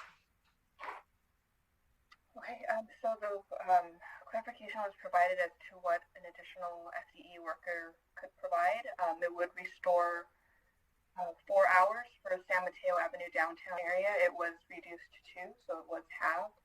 Restore 4 hours of a 2-man crew for Excel orders. So those are requests that come in through our community portal, which includes trash issues throughout the city. This was reduced to 2 hours, but it had to be supplemented due to daily complaints. And I would like to also echo that these are to bring back services that, to a level, the restoration of the positions would, help to provide staffing to hopefully provide, additional restoration of services rather than additional services. These are things that were lost, with the positions being lost, that the time spent in downtown, time spent trash pickup and Excel orders, they either take longer. So when we have work orders for traffic, the traffic work orders that the TSPC has, whether they be new loading zones or painting of red curb, those do generally take longer. And so we could see those happening more quickly. So the ability to respond quicker to and complete street sign repairs as we get those as preventative maintenance, and as well as requests come in, streetlight pole repairs, banners, graffiti requests, removal requests, potholes, traffic work orders, red curb painting.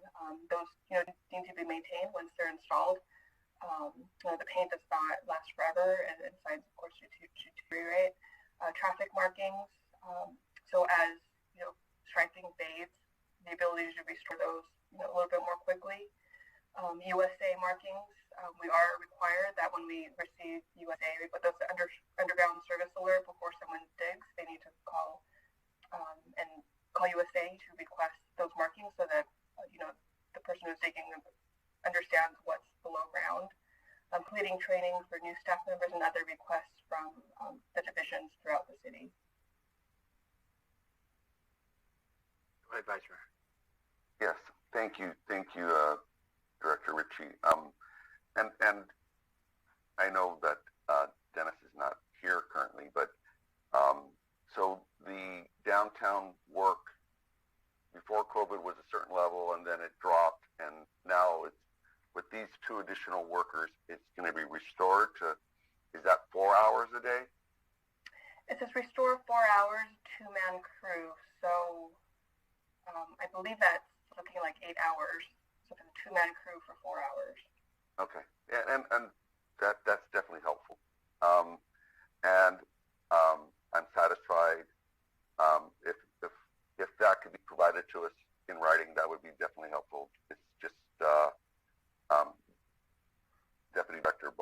here, but I'm glad to see that restoration is going to be made, and especially in light of Recology doing test pilot for the garbage pickups.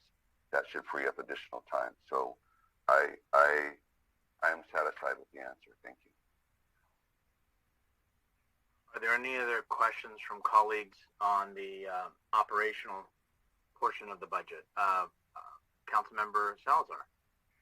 I was looking through the position summary that Councilmember Mason had requested, and I noticed that there was a section in there that is not funded by either of the one-time funds, either Measure G or the ARPA funds, and it has other funding sources. They all seem to be covered in something other than what we're bargaining with here, and so I wanted to offer that if we could move forward with those positions as part of the baseline, because these are funded elsewhere and not really dependent on the shifting of funds in the future, that might be a path forward, and that group of positions includes 3 police officers, which might help with the concern the city manager had about delaying the positions.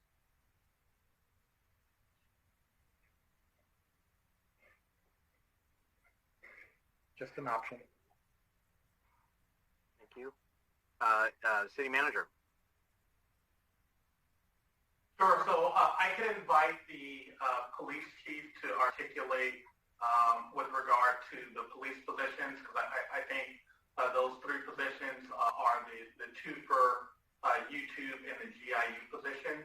And so Chief Johansson could articulate the service level impact that restoration of those 3 positions would have compared to the other 2 positions that would be funded by ARPA.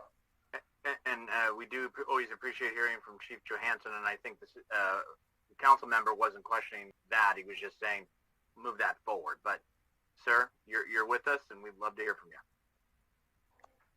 Yeah, thank you, Mr. Mayor.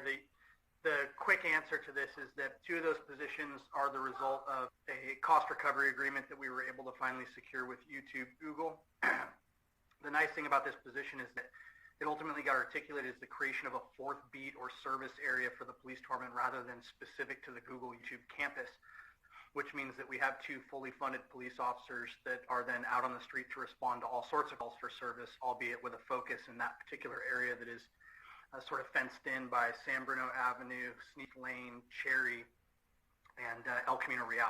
So covering kind of that whole area that would be tantamount to a service area is really good for us to get these positions funded, because they're force multipliers. And these are more cops that can work overtime, that can work for cops who are injured or on vacation or in court. So that describes those 2 positions. And those 2 positions actually are we've sort of already attempted to staff those, because the reality is that they have to be staffed with senior officers, but we have to have junior officers to backfill for those senior officers before they can be placed into those specialty positions. And so we have 2 officers currently attending the academy those are 2 positions that were other vacancies, because we hadn't yet approved this budget, that are being held by positions in the academy instead of being officers out on the street. So it has had an impact on operations throughout the last few months, as we've had to go through backgrounds and hiring to get those 2 officers into a police academy in order to ultimately move officers into that Google YouTube position. The other position is GIU, which is the Countywide Gang Intelligence Unit. And given what was sort of a troubling increase in some gang activity in the community over the last, I would say 12 to 18 months, I think this was a really great opportunity for us to secure a position with the County Gang Intelligence Unit. It brings a lot more attention to the city of San Bruno from the gang task force, as well as from the intelligence unit as a whole, which handles more of the higher end, back end, search warrant related, intelligence driven procedures that are critical to managing a gang problem. And the benefit of securing that position is that $90,000 is funded by the county every year, plus the cost of overtime and the cost of a vehicle for that officer. So we do put a little bit of skin in the game in terms of cost there, but essentially it is funded.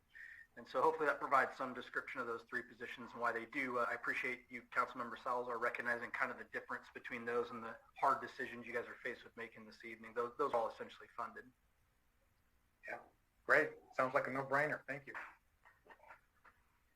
Thank you, Chief. And as we all know, too, it's hiring for employees is challenging as well. But we also know, obviously, the extra background and other elements that do with our public safety, especially in our police. So thank you for that explanation.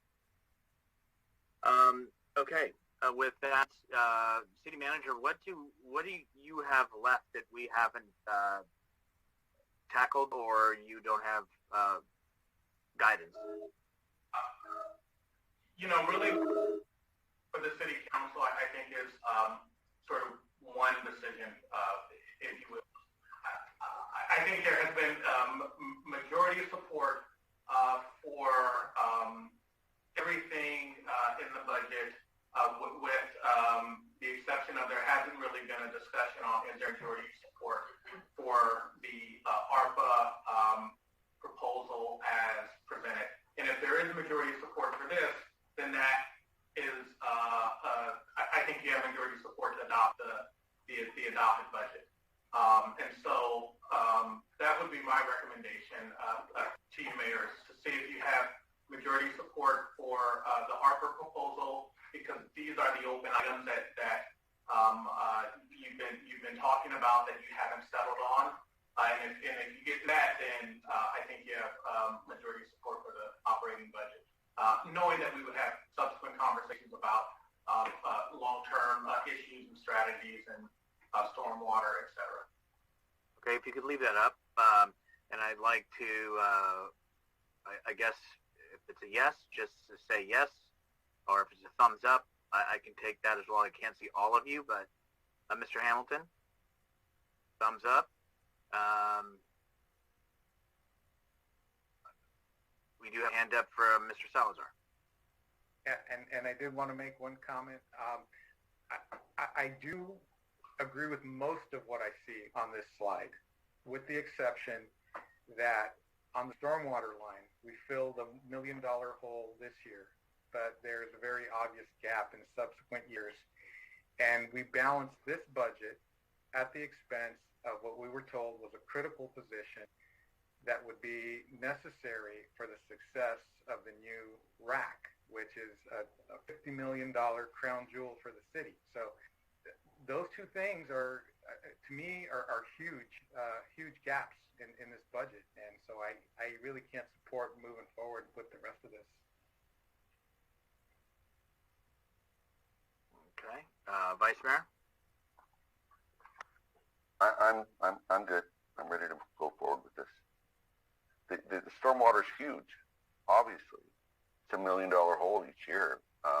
We're approving a one-year budget, and we're going to have to rely on our team to come up with how to fill that $1 million hole each year.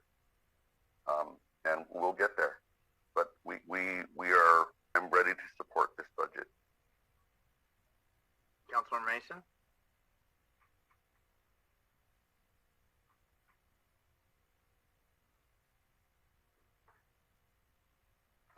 Councilor Mason? Oh, there you go. Sorry, it took a moment to unmute. I think with the changes that were made, I'd say I feel comfortable with moving forward. I do think, though, that I'd prefer, and I'm hoping the council will support this, but that we not wait until next year to hear what the plans are going to be to continue to fund some of these, or all of these positions, actually. I think we all know that we've been short-staffed, we've had a deficit, and it's been at the expense of a lot of our staff. So I just want to say thank you to the staff that worked hard to put this together, but thanks also to the staff that's been working in some case double duty to make up for people who retired or departments that have been short-staffed. And so with the changes, I don't want to prolong. I know that the hiring process is going to take a little bit of time, but I do want to ask that that we not wait a year to hear about how these are going to be funded next year, that we start having those conversations as soon as possible. Thank you.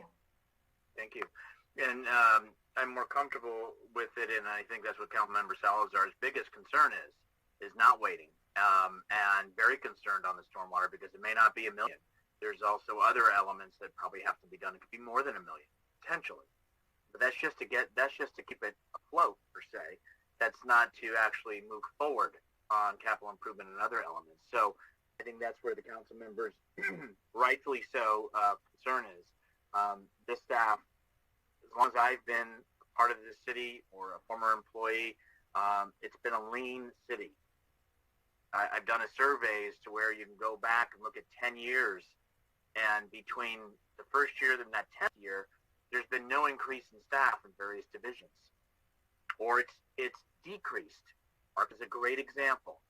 I'll tell you, I came across a piece of paper about the 17 that used to be there. 17. And so the team really has stepped up. You had folks that stepped up when folks chose to retire that had been here and served this community a long time, so that others would remain, which was just credible. And then you had those, and then dealing with COVID. So all of them have done a good job. And heck, I was a city employee, but I never had to work through COVID. So they had an extra burden to bear, and they've done it. So it's appreciated. But I think I share with Councilmember Salazar the immediate concern about looking to the future sooner than later, and about we have to begin after this budget is approved, if it is approved, to start planning today for tomorrow, and we can't put it off. With that said, is there any other? If you could, City Manager, stop sharing the screen. Thank you. All right. Any other? This is the resolution. The last one would be approving the operating and the capital improvement program budget. Any action by council? Through the mayor? Yes, Mr. Hamilton. I'd like to move to approve the fiscal year 21-22 operating and fiscal year 21-26 capital improvement program budget with the amendments as we have discussed this evening. Is there a second to the motion? I'll second that. Hamilton, Medina, motion second. Roll call, please. Councilmember Hamilton? Aye. Councilmember Mason? Aye. Councilmember Salazar? Very regrettably, I will vote no. Vice Mayor Marty Medina? Aye. Mayor Rico Medina? Aye. Motion carries. Thank you. We are on conduct of business. Before we begin that, I'm going to ask the city manager, how long do you think this topic might take? Around? 15 minutes or less. All right. With my colleagues and indulgence, I'd like us to continue. So, conduct of business, City Clerk.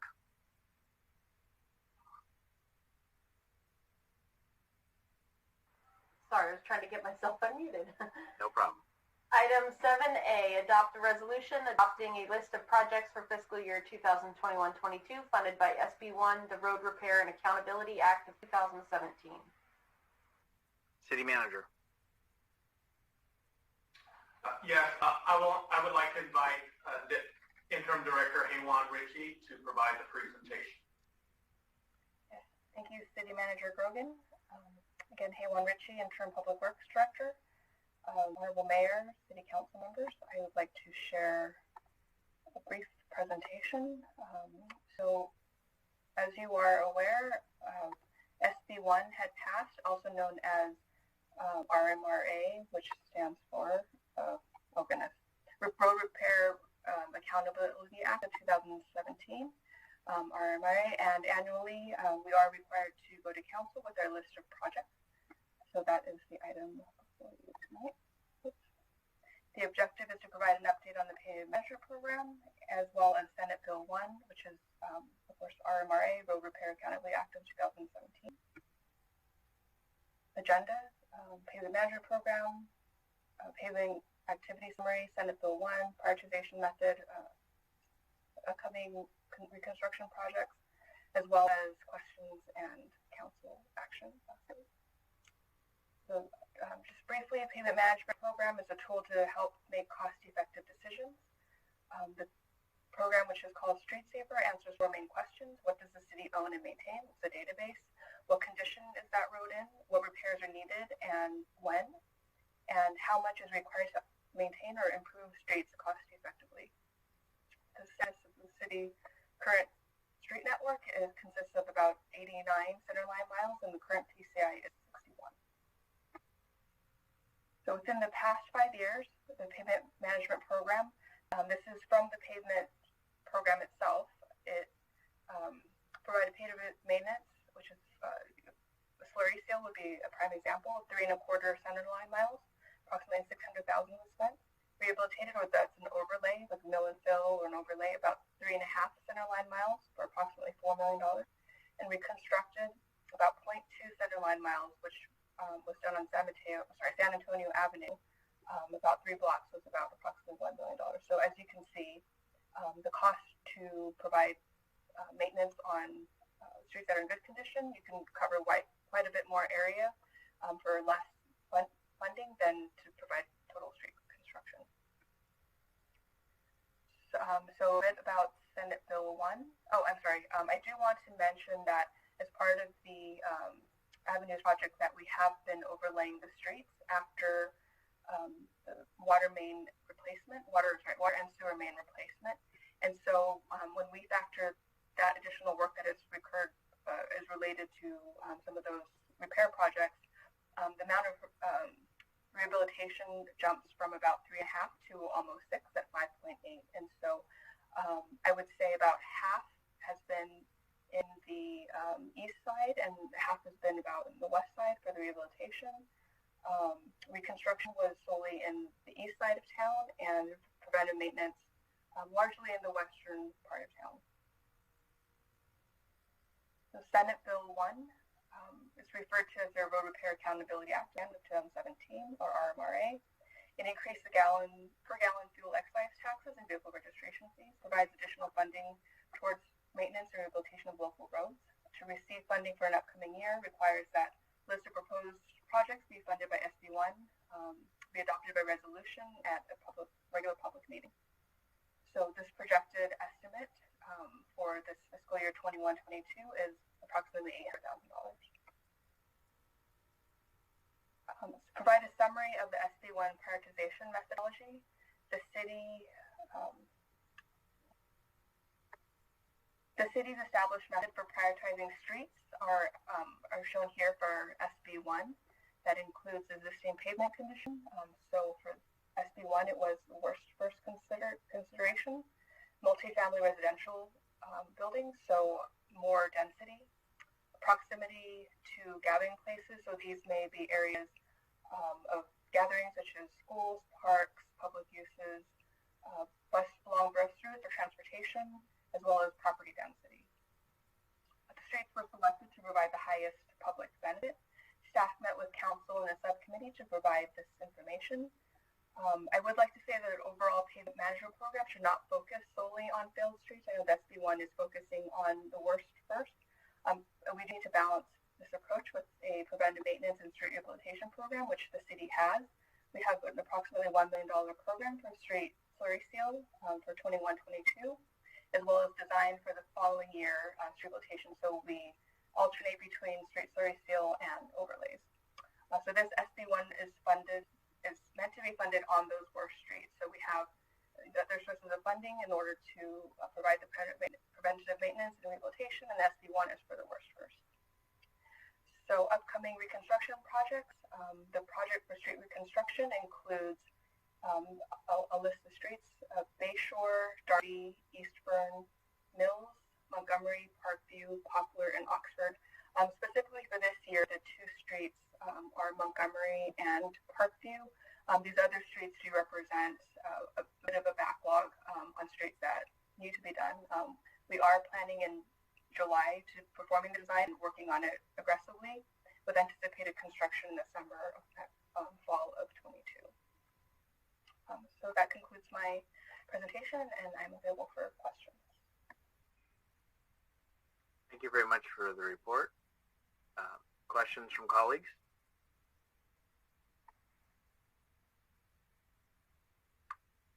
Not seeing any questions from colleagues. see if I have any, if there's any members of the public that wish to speak on this item, if you could raise your hand now. And in the meantime, we'll go to Councilmember Mason. Yeah, I just wanted to ask, thanks for that presentation. Is the schedule available to the public in an easily accessible manner?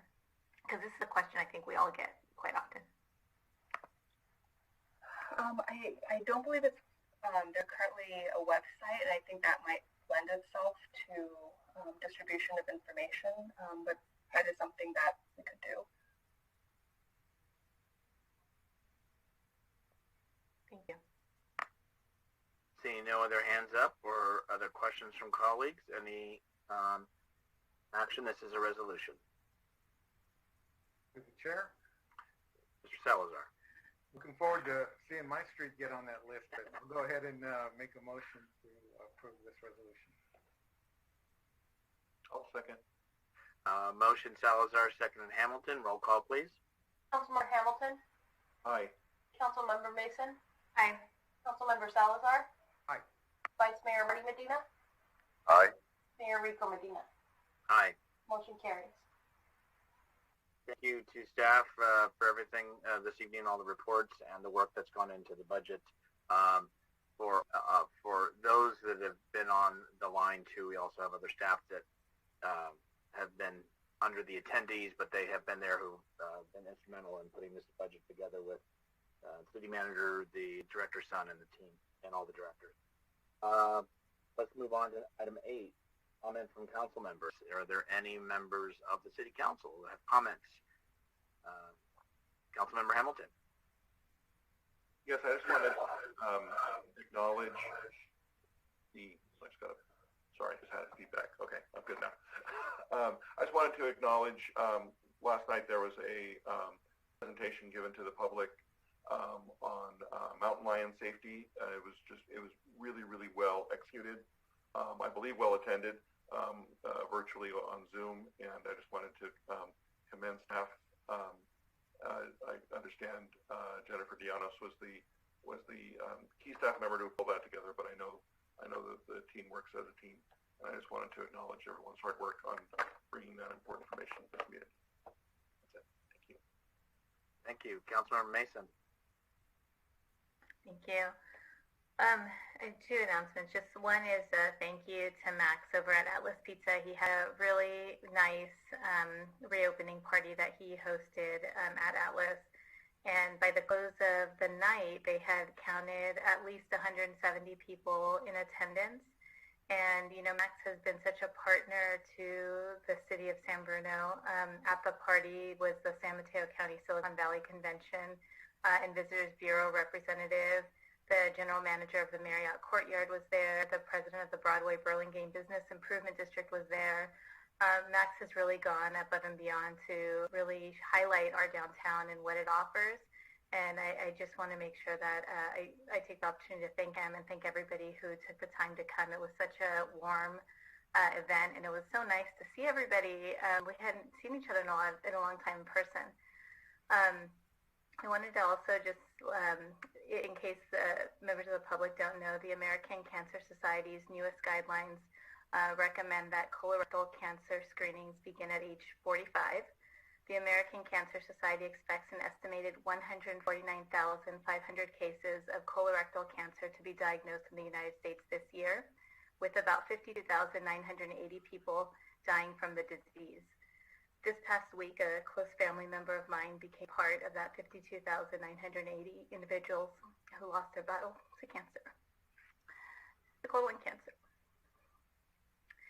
I'm using this opportunity and voice to educate the public in the hopes that all of you will also educate your own families that screenings are to begin at 45 under the newest guidance, and early screening really does make a difference in outcomes. The timely screening can save your life, and that concludes my comment. Thank you. Thank you for your comments and educating all of us, because I think we all need the reminder, and we are sorry for the loss. Vice Mayor Medina. Yes, thank you, Councilwoman Mason, for that. It's a lot easier nowadays. You can get screened and I personally have done it. It's relatively easy. So go ahead and do that. I just wanted to thank everybody for the amount of work put in this budget. It was very, very difficult, and it was very complicated, and all the acronyms and all of that. I think we're in a really good spot considering, and thank you for all the work. Last announcement is for Second Harvest at Bel Air this Thursday. If you are somebody that needs food, it's available. It'll be at Bel Air, 2 o'clock to 4 o'clock. There's a line. You can register online, in-line or online. Let other people know that it's available, and I'll be seeing you there. Thank you. Councilmember Salazar. Thank you, Mr. Mayor. First of all, I wanted to follow on what Vice Mayor said and thank staff for all the work that went into the budget. Even though I voted no ultimately, know that I do understand all the work that went into that and totally respect the professionalism and the commitment that went into that. And my vote definitely does not reflect on the work that went into it. It's just I'm a slave to my principles, and so I felt I had to vote that way, but not because of my lack of respect for what was done. I also wanted to follow up on Councilmember Hamilton's comments about the Mountain Lion program. I unfortunately had a conflict last night, and I was wondering if there was a recording of that session available. It'd be nice to go back and see that and maybe make that available to people that didn't have an opportunity to see it. And finally, seeing our staff in City Hall without the masks and starting to look something like normal, it's definitely a milestone. So I wanted to congratulate everyone who's there in City Hall for achieving that milestone, and for all the staff that were able to keep everyone safe through the pandemic and get to this point. Definitely great to see you guys there, and looking forward to even more normal going forward. Thank you. It looked like the fire chief was about out the door. Then he got the camera on him and sit back down. I'm sorry, Councilmember Hamilton. Before I conclude, very fast. To Councilmember Salazar's comment, the Mountain Lion meeting is on YouTube under the city's account right now. I just checked. Thank you, sir. I'll look it up. Thank you. I just wanted to acknowledge that last Thursday in front of City Hall outside at the San Bruno Chamber Board of Directors installation, and that was attended by some of your council, but they had that done outside, but we participated. I want to thank everyone. Also on Friday, the San Bruno Police Department, along with many departments, that did their torch run for Special Olympics, and I watched as some of our officers in the heat, and as we remember, it was hot last week, running the path to hand off the torch. And then yesterday, congratulations to the Board of Trustees and the San Bruno Park School District for the official groundbreaking at Allen Elementary. Those of you that have gone by obviously have seen activity going on, and so we congratulate them and appreciate that invitation, and I've extended an invitation to them to the Recreation and Aquatic Center groundbreaking that we hope, and now let's not say hope, that we're going to have in August. So with that said, I appreciate staff's time and being here, and all that you've done in preparation for this evening and the budget. With that said, we're going to adjourn tonight to the next regular City Council meeting, which will be held on July 13th, 2021 at 7 p.m. Thank you and good night.